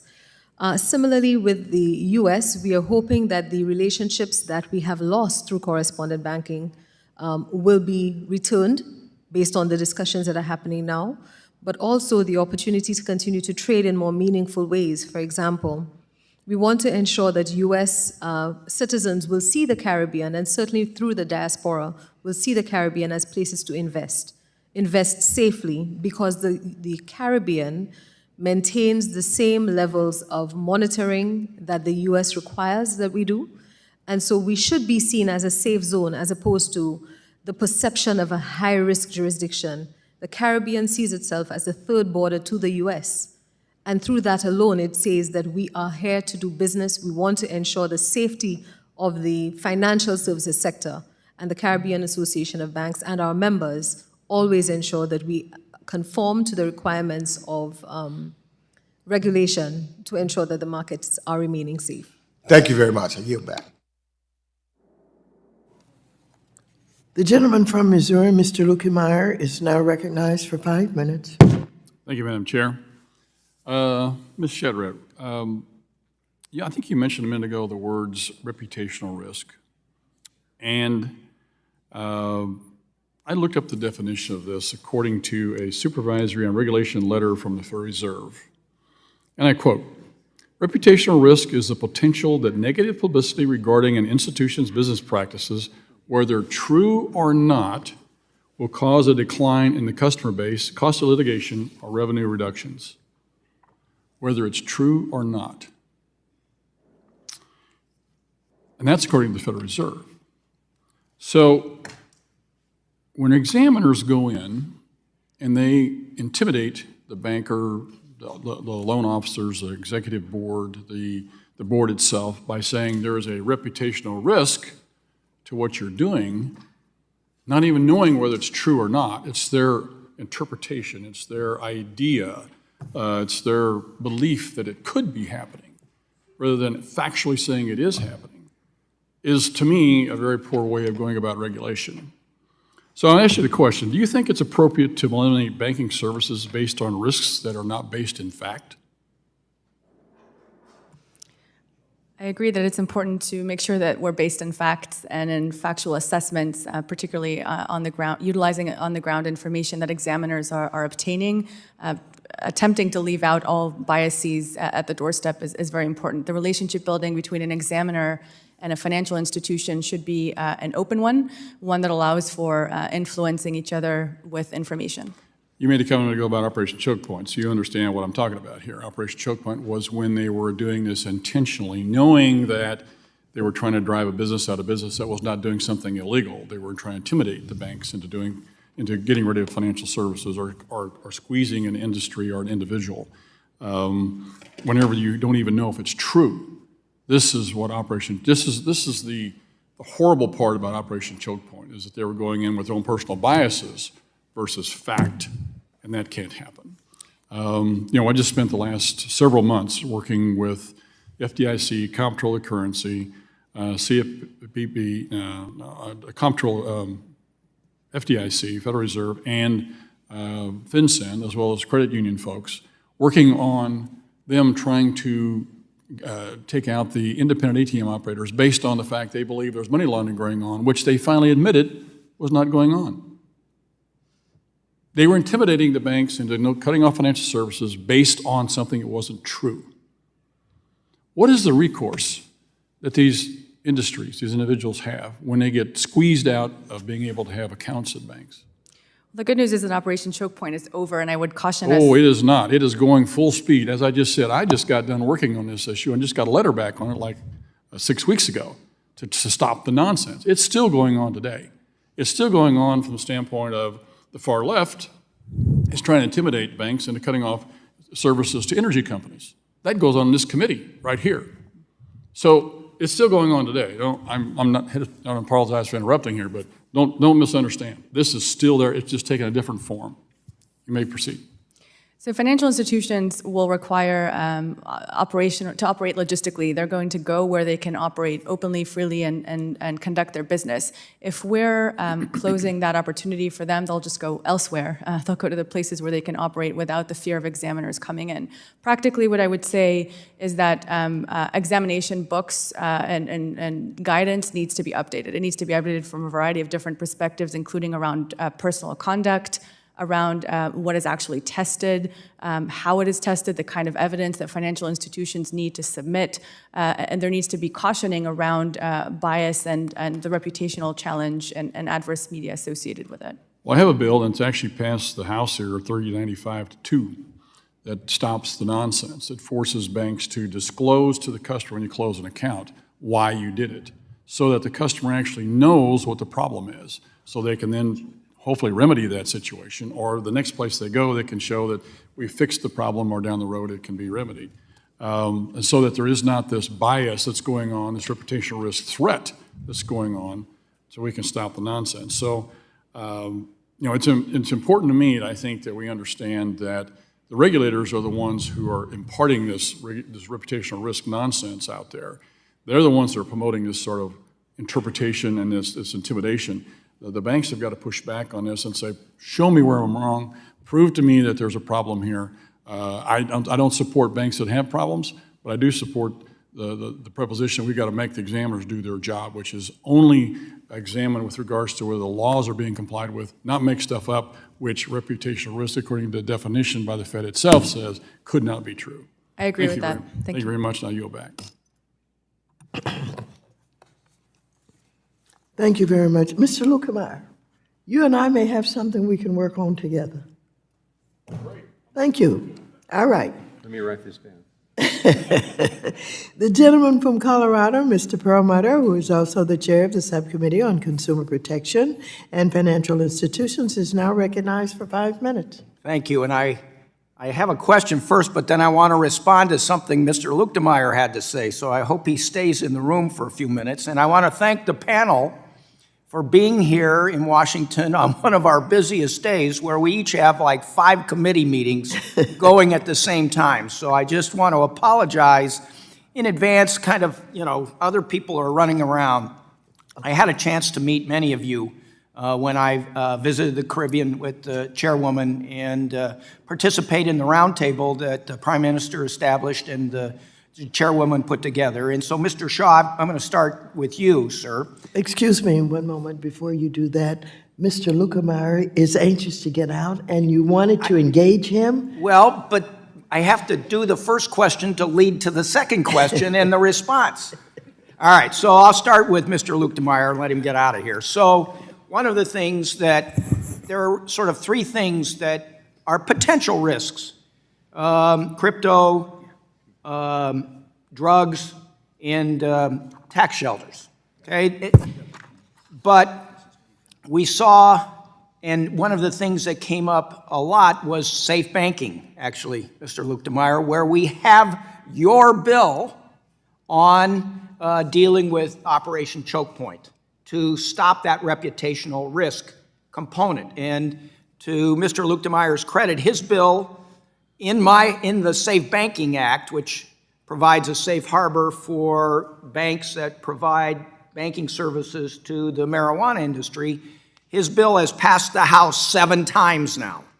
And we're going to get it past the Senate, I think, in the next couple, 3 months. So we're going to be able to deal with that reputational risk concern that you have, because much of what they're facing in the Caribbean, and it was clear that there had been some redlining going on, in my opinion, of the entire region, which is a doorstep to America. And we need to have, they're our friends, and we ought to treat them like friends. And we aren't in the banking industry, with the exception of Wells Fargo, quite frankly. A lot of people had withdrawn because of these reputational concerns, some of it dealing with cannabis. And we can at least address that if we get that darn bill passed that has a lot of your language in it. So that was my only thing I wanted to say to the gentleman. I think the gentleman and we worked together on that bill diligently, and your efforts are to be commended. But yeah, I think, where there are problems, we need to be concerned about it, whether it's illegal drug dealing, money laundering, whatever the illicit problem is. But I think reputational risk is something that should be off the table, because the way that's defined, the way they use it as an intimidation tactic, is something that can't be tolerated. But I support your efforts and anybody else's efforts here to make sure we have some clean entities to go to and handle money and transactions in an effective and efficient way. All right, and I thank the gentleman for sticking around for a second. Mr. Shaw, welcome. I didn't forget about you. We saw Wells Fargo was one of the few American banks left doing correspondent business in the Caribbean. In your testimony, you describe how, despite the risks, your bank chose to stay in the region and work to mitigate those risks. Specifically, you described how Wells Fargo worked with other banks, other Caribbean banks, to help them improve their anti-money laundering and Bank Secrecy Act programs. Can you please expand on what types of information and tools you provided to help these other institutions improve their risk management? Thank you for the question, and it's nice seeing you again. As part of our business, one of the things we do is conduct independent analysis and risk analysis for the counterparties and the countries in which we do business. So we take a hands-on approach to working with our respondent banks. In the effort to elevate them, we've done 3 major things. One is engage them to understand their programs and how that fits into the business type that they're doing. The second thing we talked about is how well they comply with the necessary rules and regulations that makes them safe. And one of the safeguards that we take pride in is making sure that we accept transactions that are safe and sound, and we prohibit transactions that are in the shadows, so that we protect the U.S. financial system. That's our main priority.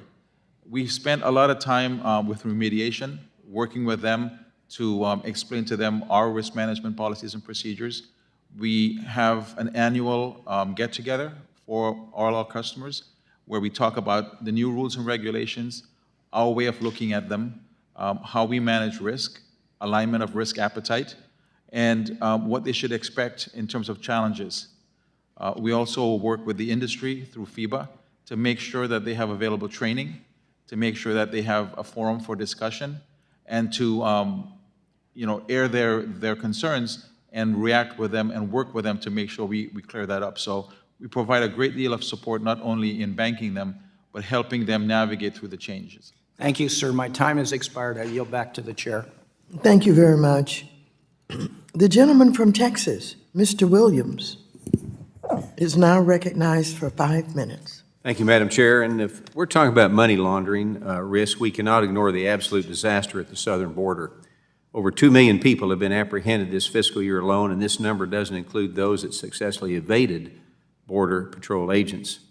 Even the New York Times admitted this summer that drug smuggling revenues are estimated to top $13 billion this year, and up from only $500 million in 2018. $13 billion. Now, open borders, and I live in Texas, full disclosure, so I've been down there a lot. Open borders are not only enriching multinational criminal organizations, but the consequences are also having a very real impact in our communities. And the Texas Department of Public Safety alone has seized more than 340 million lethal doses of fentanyl this year, and we all know what a small dose of fentanyl can do to numbers and numbers of people. Additionally, a record number of migrants have died along the southern border this year. It's 750. The Biden administration must start thinking about this seriously, and they're not doing it. So, Ms. Shetret, from the financial services perspective, what are some ways we could better track the proceeds from illicit activities flowing to drug and human trafficking organizations? So at the moment, financial institutions are able to follow the basic policies and procedures in place that are very manual and very labor-intensive. They're basically looking for a needle in the haystack to try and identify those particular proceeds within the banking system, and that's cumbersome. If we start thinking about how we could implement some innovative transaction monitoring, perhaps those that are blockchain-based, what we might find is that there's a concept of traceability that goes and provides visibility end-to-end. Where has money been? Where is money going towards? And so when we think about innovating around a U.S. Digital dollar, whatever that might look like, and the thoroughness of work that needs to go into developing that, something that is blockchain-based will allow us to better identify and track, stop, seize, confiscate, and hold illicit proceeds so that we're able to pre-screen rather than post-investigate those kinds of instances. Yeah, there's a lot of things happening after the fact. One way to make it easier would be to secure the border, and have fewer people in the business, right? But if you go down there, it's just unbelievable what you see in the drug traffickers and so forth with these young kids. But if we would get after it and really secure the border, we'd slow a lot of this down. As we talk about de-risking, I feel like I need to share my experience. When I was targeted under Operation Choke Point, I'm probably the only person in this room that has been affected by Operation Choke Point. I received a call several years ago from my bank, and I was told I had 24 hours to move my money out of there because they no longer wanted to do business with me. And me, I'm a car dealer. They didn't want to do business with me. This is a bank I was on the board with for 24 years. No problems, and they decided in 24 hours that they didn't want my business because they no longer want to do business with me. And I'd been with this bank, as I said, for a long, long time. And to this day, they've never told me why. I can't imagine what pressure the bank had to sit down in a community I am where everybody knows everybody, where they had to sit down and say, okay, who's going to call Roger and tell him that? I can't imagine what the pressure they had to stop doing business with me must have been unbelievable. And this just shows if this can happen to a sitting member of Congress or a board of director or somebody that's been in the community forever, it can happen to anyone. And it's a total crisis, and I was lucky that I had a bank that would take my business, which was a decent business. 89 years we've been in business, but some people don't have that luxury. So I know you've looked into the Operation Choke Point and its effects on the marketplace. You talked a little bit about it just a minute ago. So can you talk about the negative consequences of indiscriminately de-risking entire industries? I mean, there were at least 40 industries on a piece of paper somebody wrote down and said, we don't do business with them. We don't want to do business with them. And these are family-owned businesses. This is capital that people have put in their own money, and just be wiped off the board is not the way that we're supposed to do things here in America. So quickly, can you talk about some of the consequences that you've seen in wiping out industries? I'm sorry to hear of your personal experience there. Thank you for sharing that. I think that the disappearance of brick and mortar banks, the disappearance of kind of that personal interaction is one consequence that we're seeing, which emphasizes the need for digital know your customer so that we understand who you are when you come to bank. The loss of sectors means that we're having entire swatches of business that are going where they can find banks. If that's out of the United States, that's where they'll go. They'll go to find the first opportunity to properly bank and conduct their business, which means that innovation is leaving, which means that there's movement. You know, the borders are becoming inconsequential if the provision of services are not maintained here. There's a loss of intellectual property. There's a loss of jobs. And so we need to find a way to offer banking services. There's a financial inclusion risk where people who had access, ATM businesses and so on, that are unable to maintain bank accounts, that's challenging across the board and actually inhibiting financial inclusion. I yield my time back, Madam Chair. Thank you. The gentleman from California, Mr. Vargas, is now recognized for 5 minutes. Thank you, Madam Chair. I appreciate very much this hearing, and I learned quite a bit. In fact, most of my questions have been answered. However, one of the questions that I did have, my good friend Mr. Hill from Arkansas was pursuing, and of course, he always has very insightful questions and perspectives. He has great experience both in the private sector and in government. And he asked, what happens when American financial institutions leave? Who takes their place? And I think he asked then for you guys to get back to him. But if you could maybe speak a little bit about that now, because my question was going to be, is it the Chinese banks that have established then themselves in there? I understand that China views the U.S. disengagement as an opportunity to expand its Belt and Road Initiative in the Caribbean and challenge U.S. diplomatic and economic regional influence. Recently, 7 Caribbean countries, Antigua, Bermuda, Barbados, Dominica, Grenada, Guyana, Jamaica, and Trinidad and Tobago have signed BRI agreements with China. As a result, Chinese investments in the Caribbean will total over $16 billion in infrastructure and financial partnerships over the next 25 years. According to the Caribbean Development Bank, Caribbean countries have readily grasped Beijing's offer of easy financing as traditional U.S. financing partners have pulled out of the region. So to all the panelists, can you provide some information about this? Because it does concern me. Thank you for the question. I think the United States has the upper hand in the situation relative to Chinese engagement in the Caribbean.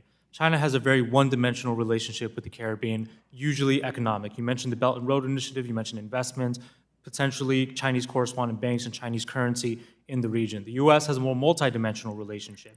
We think about politics, we think about security, we think about diplomacy. These are all things that the U.S. does well. You just have to look at U.S. Southern Command and its trade winds exercise in the Caribbean as a prime example. Now, where the U.S. needs to compete more is on the economic side. Their economic linkages do exist there, but they exist in trade, yes, they exist in investment appetite. Where it is severely lacking is in the correspondent banking, is in de-risking. And as I said before, many of the U.S. economic policies that have been recently announced, specifically at the Summit of the Americas, PAC 2030 being announced by Vice President Harris, none of that will matter if correspondent banking is not available to Caribbean countries, to people, and to their institutions. Anybody else? Thank you for the question. I'll offer a couple thoughts on this as well. Part of the challenge here is exacerbated by some of the thoughts earlier conveyed as related either to reputational risk and or sanction or policy by the U.S. government. If, for example, and I commend the great work, Madam Chairwoman, on looking at revisions on how, for example, the INCSA report works, because if banks look at an official U.S. government document that effectively labels a region as high risk, U.S. institutions governed by U.S. regulators will leave that region, leaving holes for both investment, technical assistance, and financial services opportunities.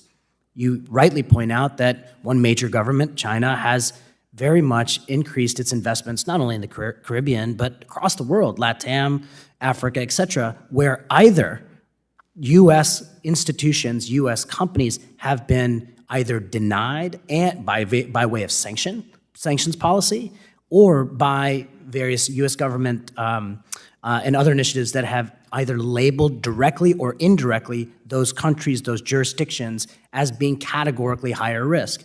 And then, as my colleague here explained, if an institution regulated by U.S. regulators is now doing the cost-benefit analysis of saying one is higher compliance risk and therefore I'm going to be scrutinized more and potentially subject to sanction, low profit, or both, there's no incentive to do business there.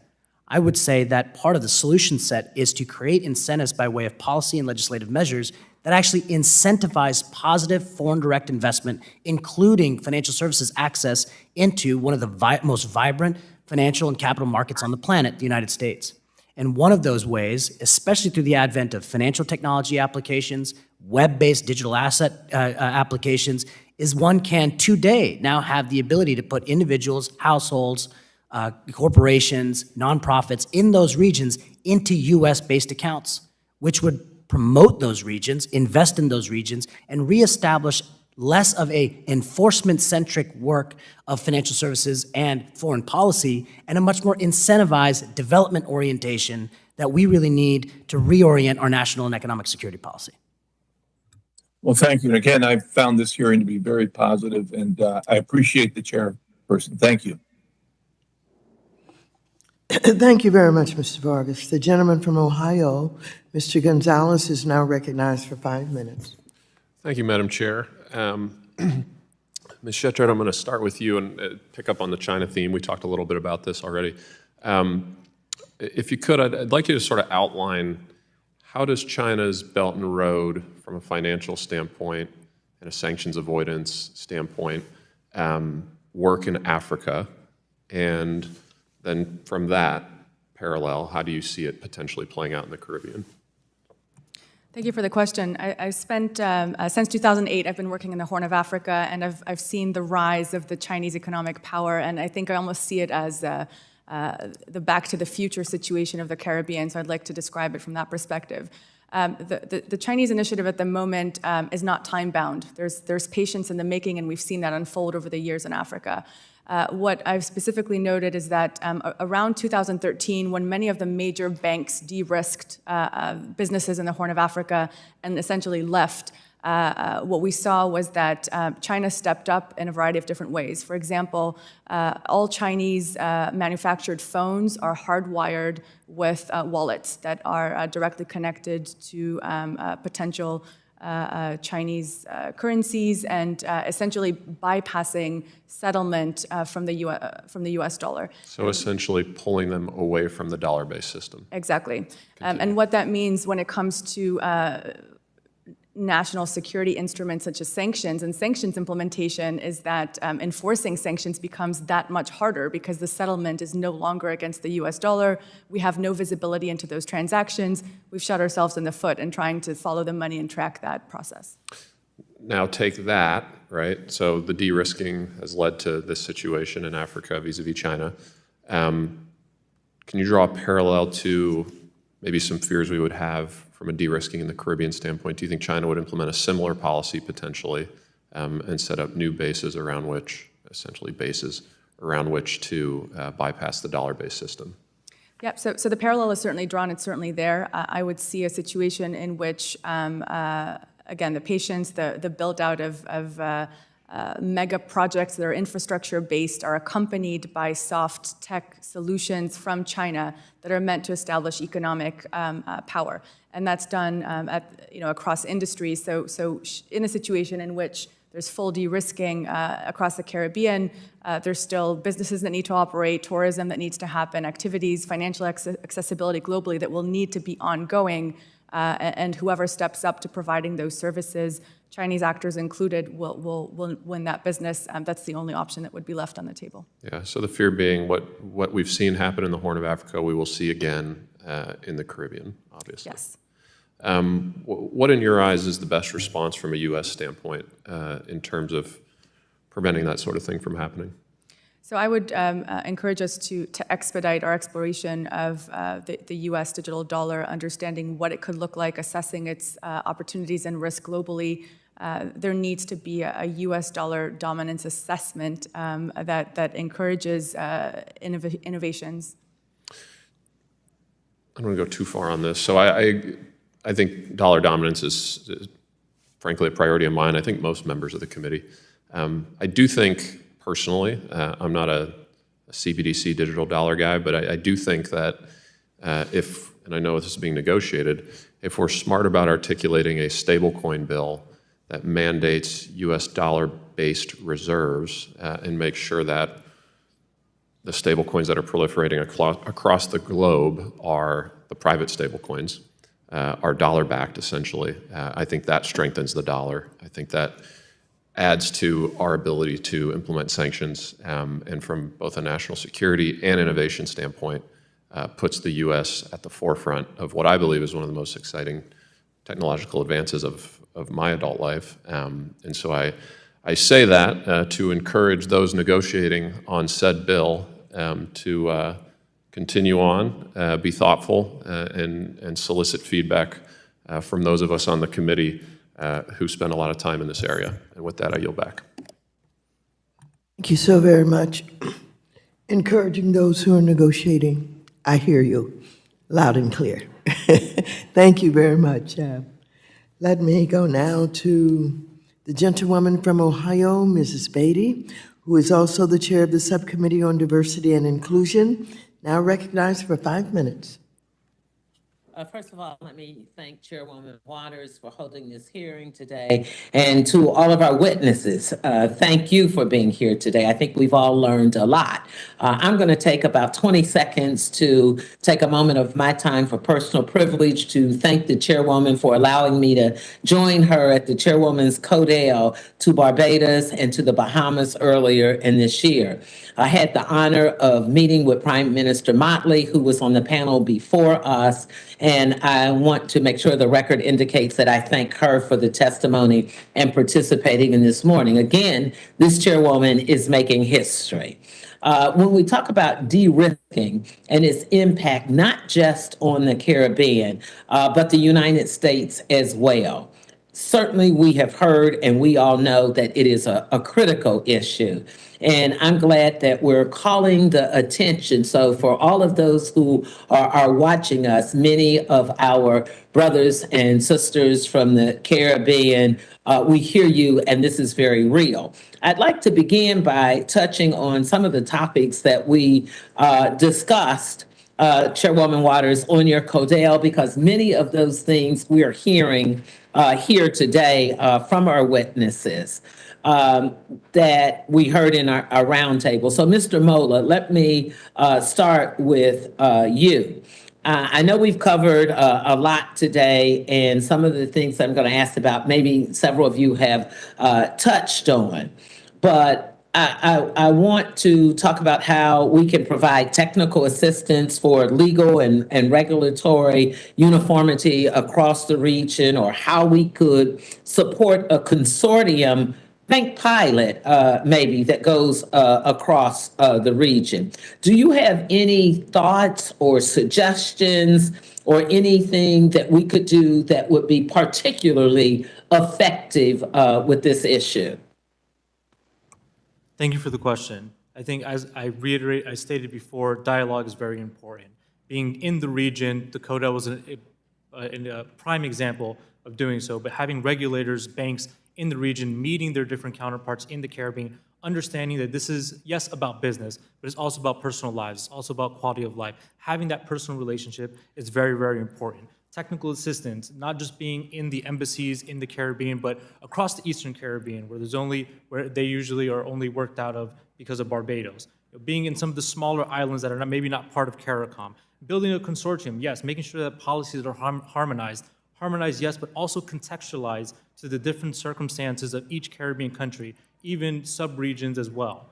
The Atlantic Council is currently, alongside some of our partners that are here on the panel, looking to promote a U.S. Caribbean Banking Forum alongside CAB, alongside FIBA, alongside a lot of other organizations that have been in this space for the past decade, ensuring that there is a space for dialogue, that there is a way for U.S. regulators, U.S. legislators to go down to the region on an annual basis to ensure that there is much more harmony between what we're essentially talking about is just access to the global financial system, access to be able to buy food, access to be able to buy goods, access to afford healthcare and purchase healthcare outside of the Caribbean region. Okay. I want to thank you for that. And I think the key word is us communicating more. Look, this is not new. I can remember coming onto the financial services and meeting with the World Bank and talking about these same issues with remittances and how much money we could withdraw from accounts to send back home. So one of the things that we're hearing that there's been this whole full list of evaluating nations' risk deals with money laundering and financing of territories. And these lists certainly flag certain countries, many of which are the island nations in the Caribbean as high risk and in need of greater monitoring. So can you tell me, Ms. Delmar, how can we come up with a better system or any ideas you can give us to help us properly be able to assess money laundering? How do we assess this and the risk objectively and fairly? Because I do believe that it is unfair. I do believe that just as we deal with systemic racism in our countries, that there are things that happen that are not just. And I know Congresswoman Waters has some legislation. So I only have a few seconds and you may have to write it in to me. Okay, thank you so much for the opportunity. Certainly, I think that there is a place for the INCSAR report. I think, unfortunately, as it is being utilized now, it does not allow us to get the full gist of what is happening in the Caribbean, how we are actually fighting and combating the scourges of anti-money laundering and terrorist financing. I would be more than happy to submit to you a more formal response in respect of time, but certainly I think that this perhaps is an actual gateway to addressing and understanding a little bit more the specific nuances of each Caribbean island. Thank you. Thank you, and thank you, Madam Chair. You're certainly welcome. Thank you. The gentleman from Guam, Mr. San Nicolas, is now recognized for 5 minutes. Thank you very much, Madam Chair, and thank you so much for hosting this hearing, and thank you to the panelists also for your excellent presentations. I wanted to begin by making it very plain that Guam and the territories of the United States empathize with you.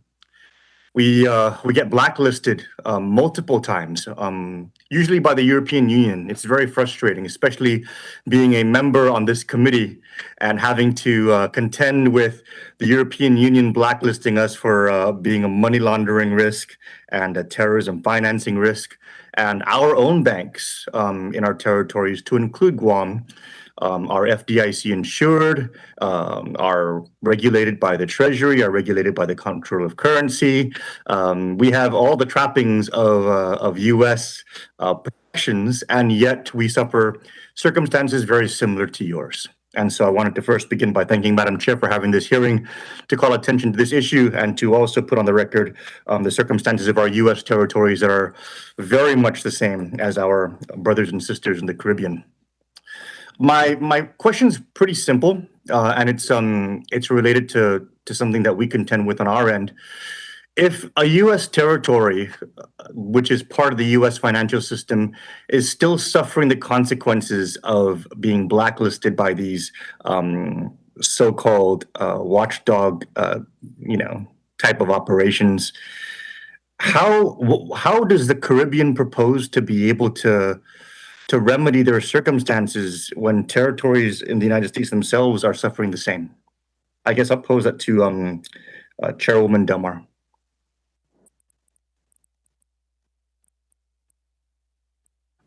I'm sorry, did you direct a question to Ms. Delmar? Yes, Madam Chair, please. All right, thank you. Thank you for that. Sorry, I didn't hear that direct. Certainly there are, it's a challenge for us wrapping our minds around how do we consistently get ourselves off these blacklists, as you are clearly experiencing as well in Guam. We continue to ensure that we highlight the positives that are being done in the Caribbean region from a legislative perspective. We continue to be open to dialogue. Opportunities like this are not missed by the Caribbean, but it really boils down to whether or not, like we previously said, there is adequate communication in understanding the nuances that govern the various jurisdictions within the Caribbean. Certainly, we have islands now that are subject to U.S. law. We have Caribbean islands that are subject to European law, just by virtue of the fact that we were established in more instances than not under the UK systems. So I think it is something that has to be dealt with as a common good, that has to be seen as a common opportunity by the European watchdogs, as you put it, as well as the US government and the members of CARICOM and the wider Caribbean, in ensuring that we are able to outline succinctly the ways in which the Caribbean will be reviewed. And that comes across also in the written submission provided by the Caribbean Association of Banks. Thank you for your response. Does anyone else in the panel wish to add to the question or the conversation? I'd like to add in 2 quick points, please. One is that the methodology that is used to assess a particular jurisdiction being put onto a particular list can absolutely be revisited. There's an opportunity to look at the methodology not just from an anti-money laundering, counterterrorism, finance perspective, but to consider other components. For example, the stage of development of that country. Is there a famine in that country? What is the financial inclusion methodology that could also be coupled into that, so that there's more of a holistic approach to methodologies that put particular countries and jurisdictions on lists. The other piece is that there needs to be a strengthening of a dispute resolution or an ombudsperson capability of getting removed off of that list.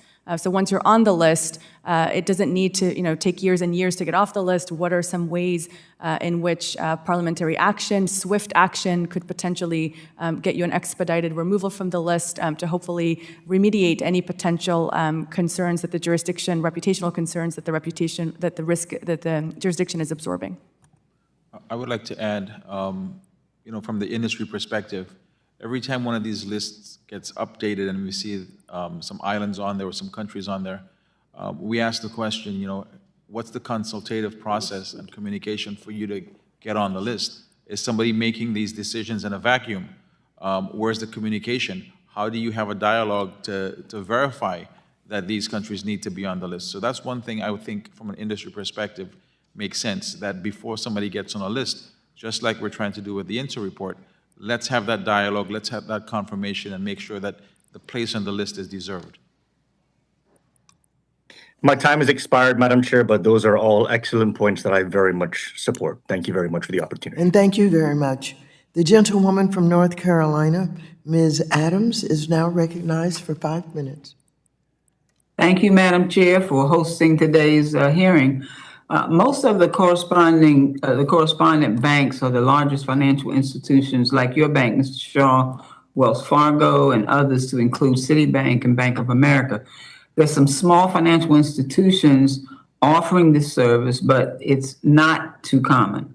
I would imagine that is because it's expensive to maintain the overseas staff and branches, and because the anti-money laundering and sanctions compliance is expensive. So, Mr. Sharma, Mr. Shaw, Ms. Shetrit, is it a good idea to facilitate the entry of more small and medium-sized financial institutions into the correspondent banking services? And if so, how do you think Congress can help facilitate that entry? Mr. Sharma, you want to go first? Yes, thank you very much for the question. I absolutely agree that smaller, medium-sized institutions should certainly be encouraged and facilitated both by way of regulatory as well as legislative enablements and encouragements. In addition, as several of us talked about earlier, the advent and innovation of non-bank financial services, web-based applications that are actually providing access, also give a very good opportunity to provide direct access for cross-border payments that are either remittance-bound, corporate payments, trade finance, And some of these innovations actually do not require the dependencies on global clearing banks or custodians or correspondent banks at all. And I think that part of the Stablecoin Act, part of the work that this committee has been doing in looking at digital assets and blockchain-enabled financial services can absolutely stimulate those while also enabling and reinforcing U.S. dollar strength, especially with respect to U.S. dollar-backed stable digital currencies, that also serve to enable immediately small and medium institutions in the United States. And I would say finally that we already have great opportunity to do so by some of the comments that were made earlier. Diaspora communities and those regions of the country that have direct connections to Caribbean nations, those diaspora communities, be they small businesses or households, can be enabled for direct connections for financial access in ways that are enabled. And I would also look to— I want to move on and give some time to Mr. Shaw. I would just look at CRA and other enablements that way too. Okay, thank you. Mr. Shaw? I'm sorry.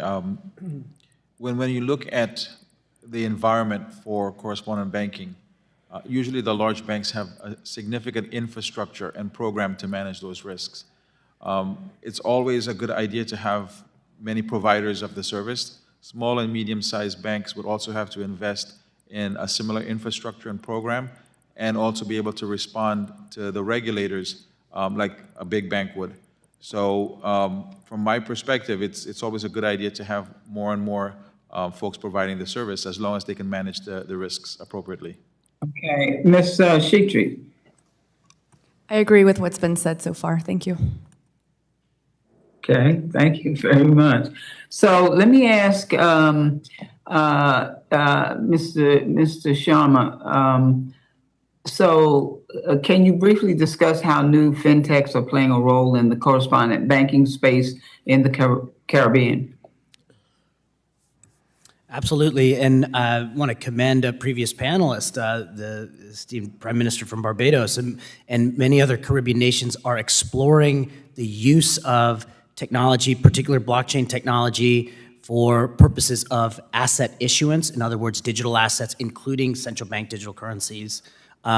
Secondly, the ability for peer-to-peer payments directly that do not require a specific financial intermediary that enables both the secure and equitable access between counterparties, again, corporates and otherwise.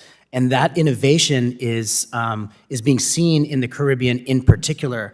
A previous question on how Caribbean nations can actually prove what they're doing to provide security and risk should also assess the level of inclusion opportunities they're providing, including through the use of financial technology applications. And that should be leveraged, that should be assessed and considered when thinking about the security, risk management, AML, and other considerations that they are actually undertaking, because some of those innovations are in fact providing inclusion and greater transparency in tandem. So those are some examples. Thank you, sir. I'm out of time. Madam Chair, I yield back.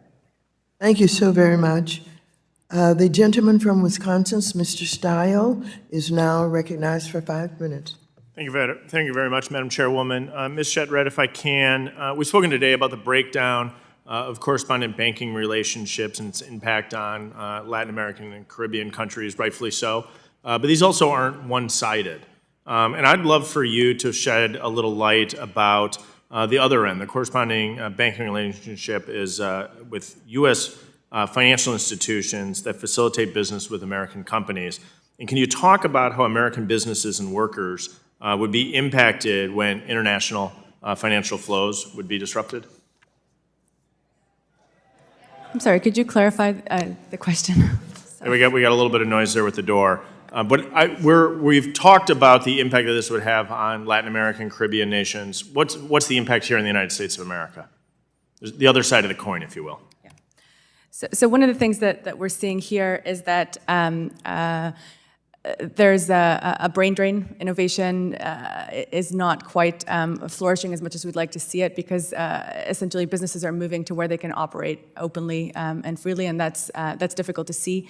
America is a wonderful place to innovate, and we'd like to keep that in this country. So there is a concern around brain drain there.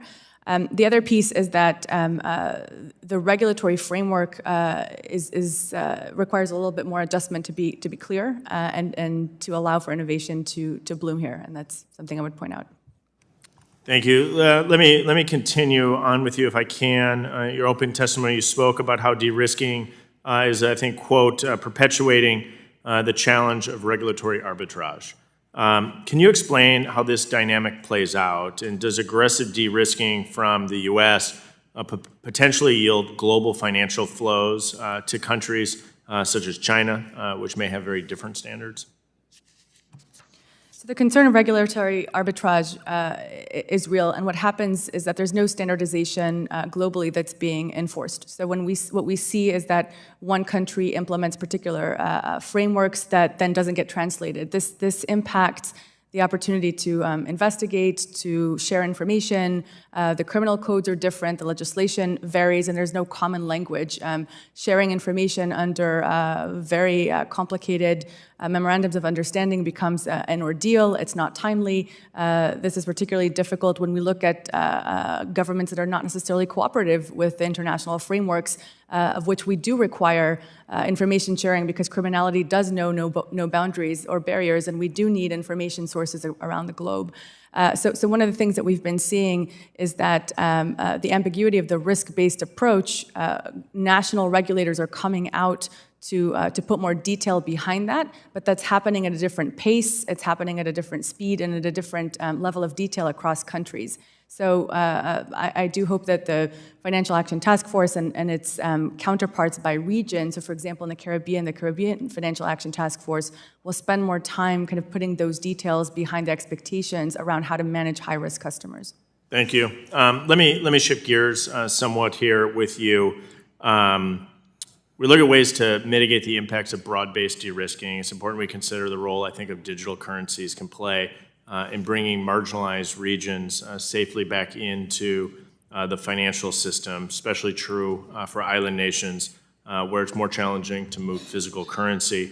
One concern that is often brought up, I think incorrectly, is that cryptocurrency can't be part of the solution in this. And some will make arguments that crypto is a conduit for illegal activity.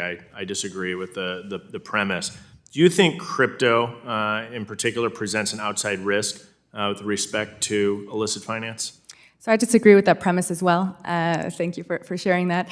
I think that criminals are opportunistic. They'll go wherever they can manage loopholes, wherever they see gaps, and we see that they've been successfully utilizing all sorts of instruments globally, including the traditional financial sectors, and it's not a surprise that they're also using crypto and virtual asset space, non-fungible tokens as well to act. But what we've seen by and large is that because of the capability to trace illicit finance, we actually have eyes and ears on the ground, so to speak, as to where illicit financing is ongoing.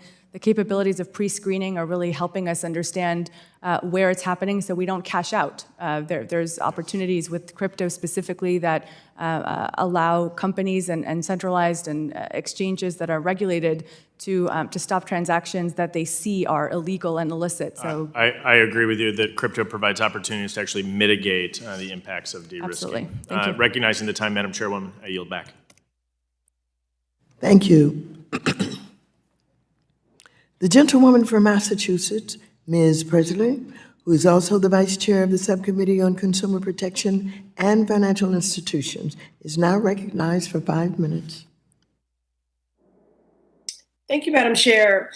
As the representative of the third largest Caribbean diaspora in the United States, this hearing really resonates deeply with the immigrant communities in my district, the Massachusetts 7th.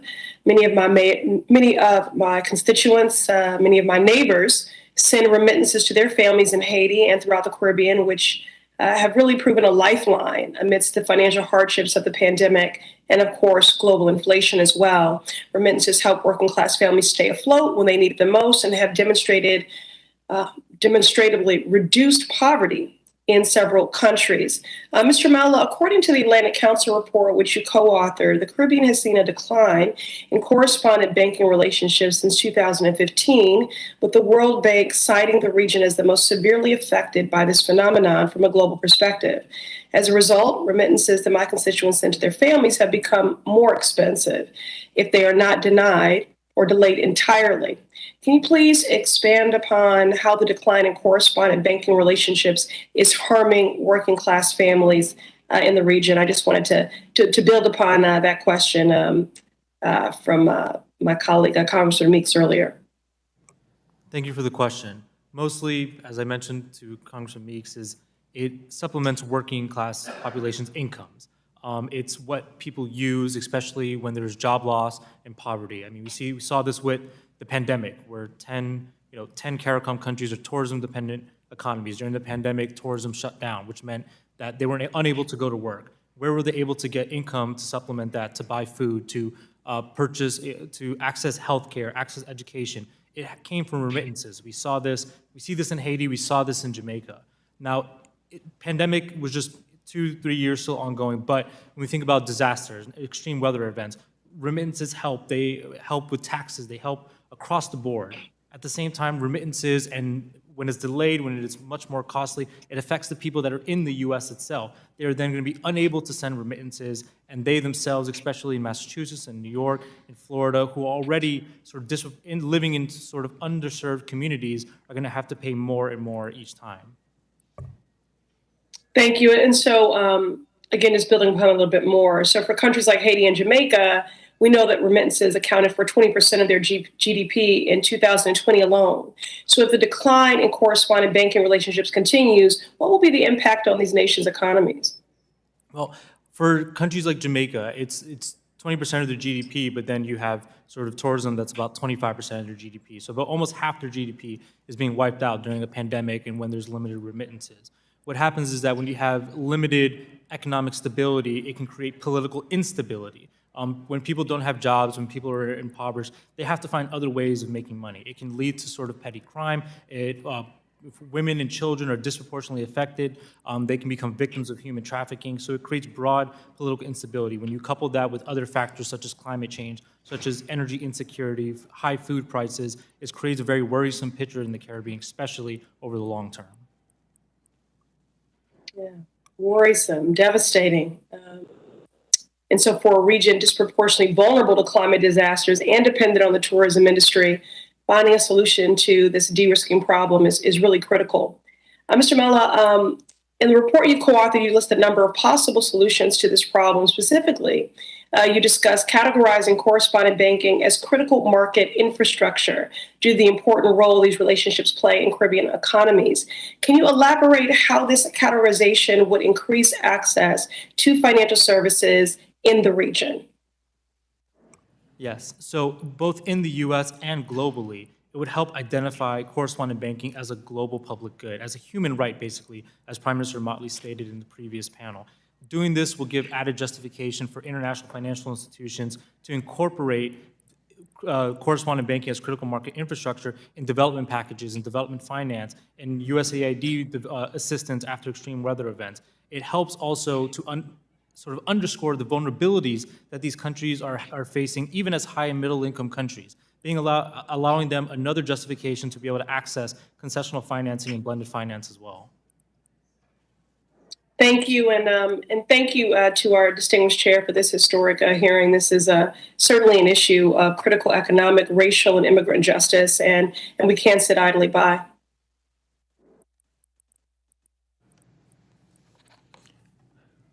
Thank you. The gentlewoman's time has expired.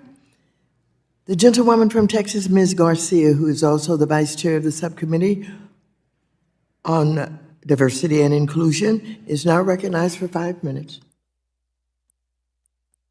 Thank you, Madam Chair, and want to thank you for bringing this very important topic to the table. I too was on the trip with you when we visited Barbados and the Bahamas, and and started looking at this issue. And it's good to see the Prime Minister back. It's good to see so many of you that we met during that trip. And we hope that we can build on this and come to some solutions and some legislation that would be of assistance. So I wanted to start with Mr. Sherman, Mr. Shaw, and Ms. Charette. Most of the correspondence banks are the largest financial institutions like your bank, Mr. Shaw, Wells Fargo, and I was really pleased with the remarks you made earlier. And also, of course, we also included a Citibank and Bank of America. There are some small financial institutions offering services, but it's unusual. I would imagine it's because it's expensive to maintain the overseas staff, I think you all talked about during the forum, and branches and our branches, and because the anti-money laundering and sanctions compliance is expensive. I think the Prime Minister mentioned that. It is a good idea to facilitate the entry of more small and medium-sized financial institutions into corresponding banks. So do you think we need to do more of that, or what is it? What specifically do you think, Mr. Shaw, we need to be doing to help to just get more banking in the Caribbean? Well, when you look at some of the reasons outlined for banks leaving, there was largely three major reasons. The first one was that the Caribbean was now recognized as a high-risk jurisdiction for a multitude of reasons, and maybe the wrong perception. So that was the catalyst that basically said, if I'm going to be in a high-risk jurisdiction, it's easier for me to exit than to mitigate the risks. Because operating in that jurisdiction would require an immense amount of resources and investment. The second thing that a lot of the banks looked at is how well did the region itself respond to new legislation and the ability to mirror risk appetite with U.S. financial institution. So that was the second challenge. And when we talk about encouraging banks to go back in there, there's this notion, and everybody talks about it, the risk-based approach. So for a small or a medium-sized bank, their view on a risk-based approach for correspondent banking might be totally different from a bank that has a program equipped to manage correspondent banking risks. So I think small banks going in there need to be wary that they face the same challenges larger banks face. Right. As you may recall that during the forum, I mentioned that to me, just listening to all of you, it reminded me a lot of the challenges I have with bringing banks into my district, which is 77% Latino, very heavy Spanish language speakers, because banks are really not interested in having branches in some parts of Houston. You were sort of redlined. And similarly, it appears that you all have been redlined from the U.S. banking system. So to quote the Prime Minister, I do see you and I do hear you and I feel you. And I think we're committed to making some changes. And again, to focus on how similar it is, we don't want to duplicate in any changes, any of the exclusionary regulations. We need to be more and more about being inclusive. And I wanted to ask Ms. Delmar, can you be more specific about how de-risking practices impact remittance payments? Certainly, as far as the cost of remittances goes, it is one of the major factors that impedes the ability to send monies back home to families. The other thing that we need to be mindful of is remittances forms part of the core of our existence in the Caribbean region. We have a number of families whose children go to school in the United States, and it is tantamount to their survival that we are able to transfer monies between the countries, between the jurisdictions. The cost of remittances at this stage is highly prohibitive, and it has a resultant impact on the overall operational expenses of the Caribbean banks, majority of which now are also indigenous banks, so they are small banks trying to find innovative ways of ensuring that they are able to service the populations. And so that is one of the critical areas. Of course, I'm happy to provide you a written report to provide a little bit more in-depth response, given the time constraints. Right, thank you. Madam Chair, I'd like to introduce for the record a study that was made by the Texas Association of Businesses just this last year, anti-money laundering regulation, correspondent banking, and the adverse economic impacts for the U.S.-Mexico bilateral relationship. Because, Madam Chair, as you know, this is not just the Caribbean, although that's our focus today. It impacts all of the Western Hemisphere and Latin American countries. So thank you again, Madam Chair, for your leadership on Welcome. this issue. I look forward to working with you on your bill. Thank you. The gentleman from West Virginia, Mr. Mooney, is now recognized for 5 minutes. Thank you, Madam Chair. Fossil fuels are essential for affordable energy here in the United States. Under President Trump, the United States achieved energy independence. According to the major accounting firm PricewaterhouseCoopers, the oil and natural gas industry supports 9.8 million jobs, which is 5.6% of total U.S. employment. Coal is a lifeline for West Virginia's economy. In the state that I'm blessed to represent, West Virginia, coal supports over 29,000 jobs. West Virginia is the second largest coal producer in the nation, accounting for 13% of the total U.S. coal production. Yet President Biden, as he did when he was vice president under Obama, has made it his mission to wage war on the fossil fuel industry. Some of his more objectionable nominees have openly called for banks to deny financing to fossil fuel companies. De-risking is when banks limit certain services or relationships with customers to avoid regulatory concerns or problems like money laundering. So, Ms. Shetret, the current administration has made its opinions on the fossil fuel industry very clear. Given your work on de-risking, especially in post-Operation Choke Point world, can you explain the effects of de-risking of entire industries and what those effects can have on the United States and our competitiveness? Thank you for the question. To be clear, sectoral de-risking is counter guidance and counter international standards. That is absolutely not the goal of regulation, and it's not the goal of the framework that's being touted. In fact, it's quite the opposite, a risk-based approach, case-by-case analysis, and so in blanketing sectors, we're actually shooting ourselves in the foot, so to speak. And we spoke about the concept of re-risking, where if we do ultimately de-risk entire sectors, what happens is that risk goes elsewhere. It goes, it's re-risked into potentially smaller businesses or smaller financial institutions that can't manage the compliance burdens that come with that, or it might go into Chinese counterparts, wherever it might go. The challenge is that the risk does not disappear, and that's the bottom line, and we run the risk of doing that by eliminating sectors altogether. Thank you. I mean, the point I'm making here is that everything we're hearing from our witnesses today about the effects of de-risking in the Caribbean can also be said about this current administration's approach towards fossil fuels. For example, Ms. Delmar, you stated, quote, de-risking activity perpetuates the perception of the region as a high-risk jurisdiction, which in turn has an adverse effect on investor appetite, close quotes. The same holds true in the United States.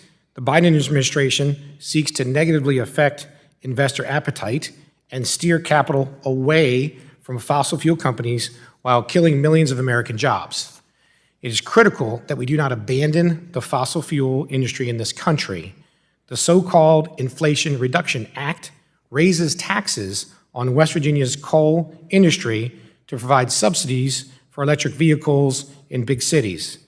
That is devastating to West Virginia workers while doing nothing to bring down energy costs. Thank you, Madam Chair, and I yield back. Thank you. This is the Financial Services Committee, and the gentleman from Missouri, Mr. Cleaver, who is the chair of the Subcommittee on Housing, Community Development, and Insurance, is now recognized for 5 minutes on financial services issues. Thank you, Madam Chair. Yeah, that's what I hope we would talk about today, but there's been digression. Let me just ask you,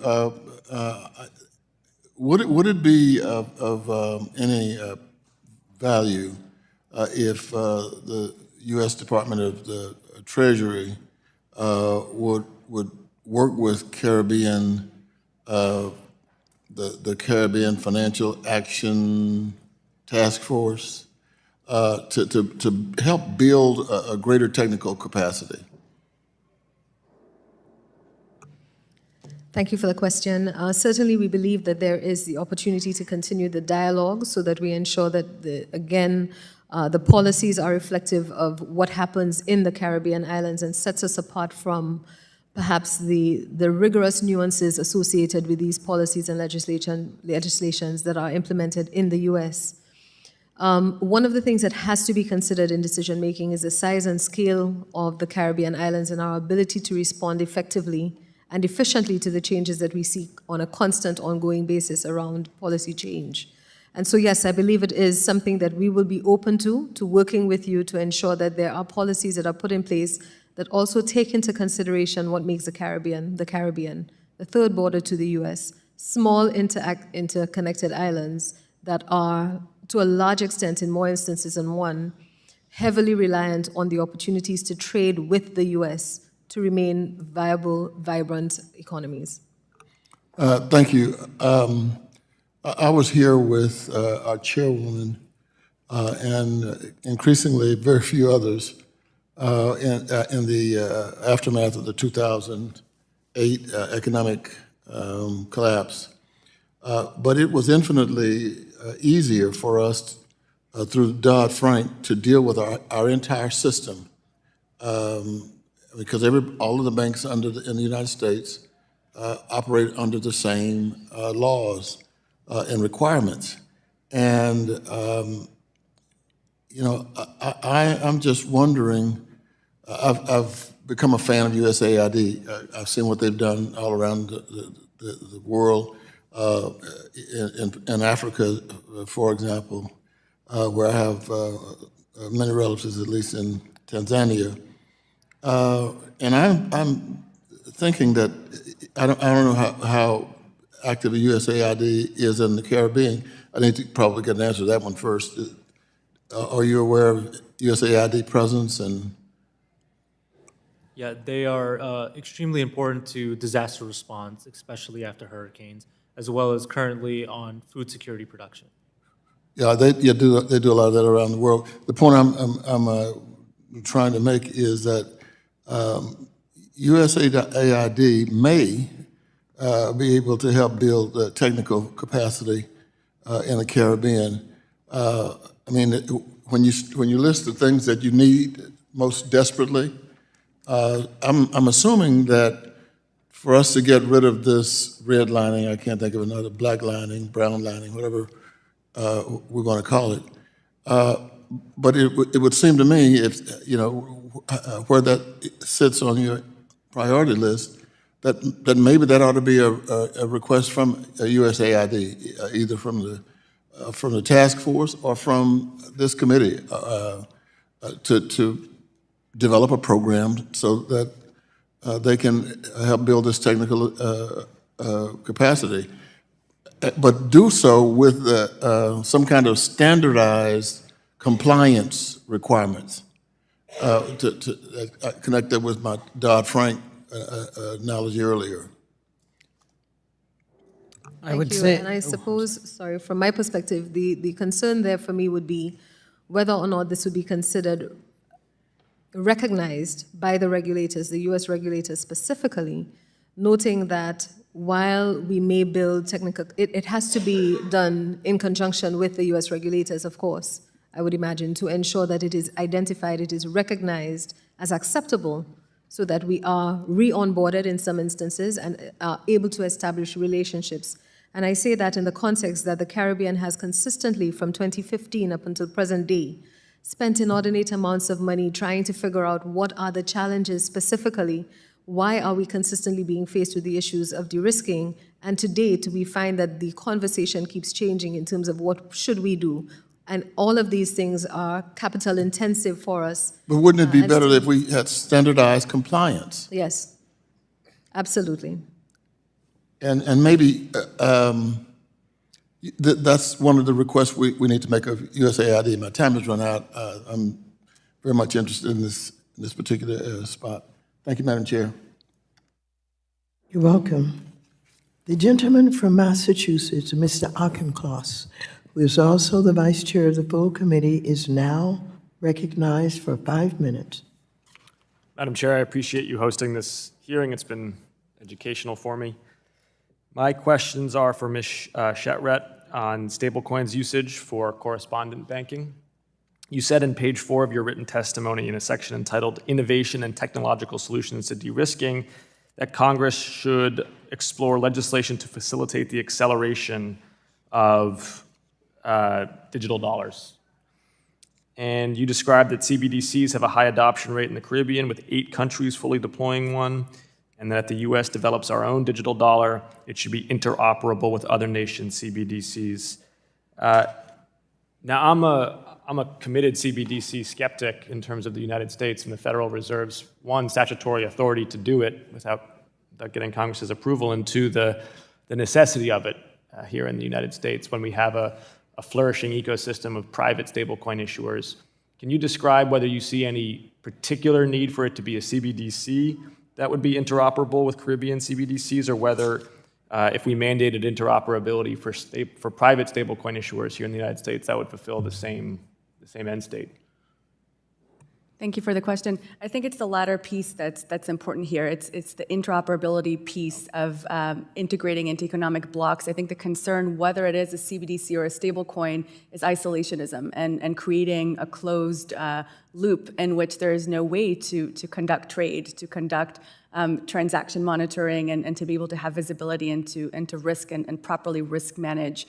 So I think the suggestion and the proposal is to essentially make sure that whichever direction we take, that interoperability with the Caribbean and globally is considered front and center. Agreed. And surfing on the comments from my friend from Ohio, Mr. Gonzalez, the stablecoin has tremendous potential to amplify the U.S. dollar as the world's reserve currency, which has been a huge source of strength for us since really World War II. I want to give you the floor for maybe 30 seconds to a minute, as well as any of your fellow witnesses who want to jump in here, just about how stablecoins, let's imagine that we have a scenario where stablecoins are interoperable and are properly collateralized, both in the Caribbean and the United States, how they might assist with correspondent banking or the facilitation of remittances. So the first piece about stablecoins I'd like to emphasize is the power of financial inclusion. It enhances the opportunity for accessibility to services that at the moment the unbanked or the debanked don't have access to, and that's a huge win. We, with correspondent bank de-risking, have created an exclusionary barrier that stablecoins will allow us to overcome. I think the other piece that comes with that is that, again, it allows us to do anti-money laundering, counterterrorism finance, transaction monitoring, customer due diligence, all the things that we need to be doing more efficiently, more effectively. It's faster, it's potentially cheaper if we leverage technology properly. So I think I'll allow other colleagues to share views, but that would be my bottom line. Yeah, I'll just add a couple things. I agree entirely with what Yad has just said.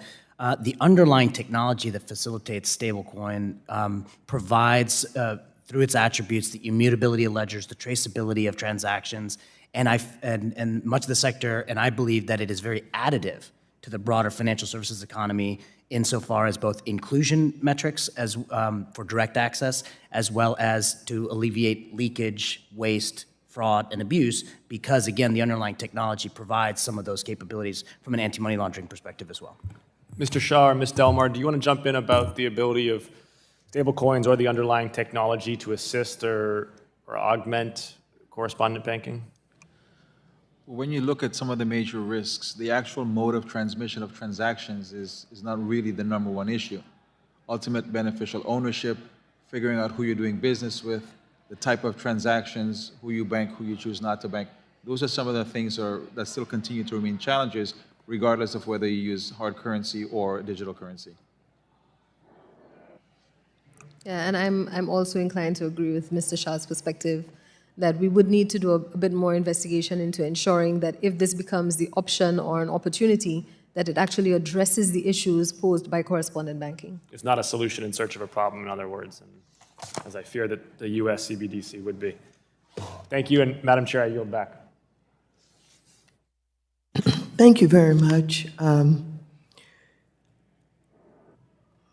I am so pleased that Prime Minister Mottley came today and she not only set the stage for, but participated with us being able to move forward with a discussion that this panel has helped to illuminate.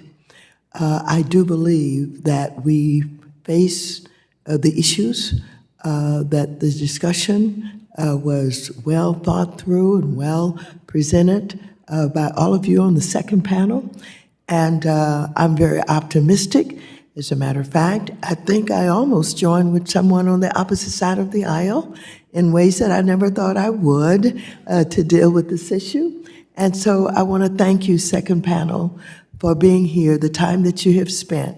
And with that, without objection, first I'd like, of course, to say that we are absolutely, again, thank you for your testimony today. And without objection, all of our members will have 5 legislative days within which to submit additional written questions for the witnesses to the chair, which will be forwarded to the witnesses for their response. So I ask our witnesses to please respond as promptly as you are able.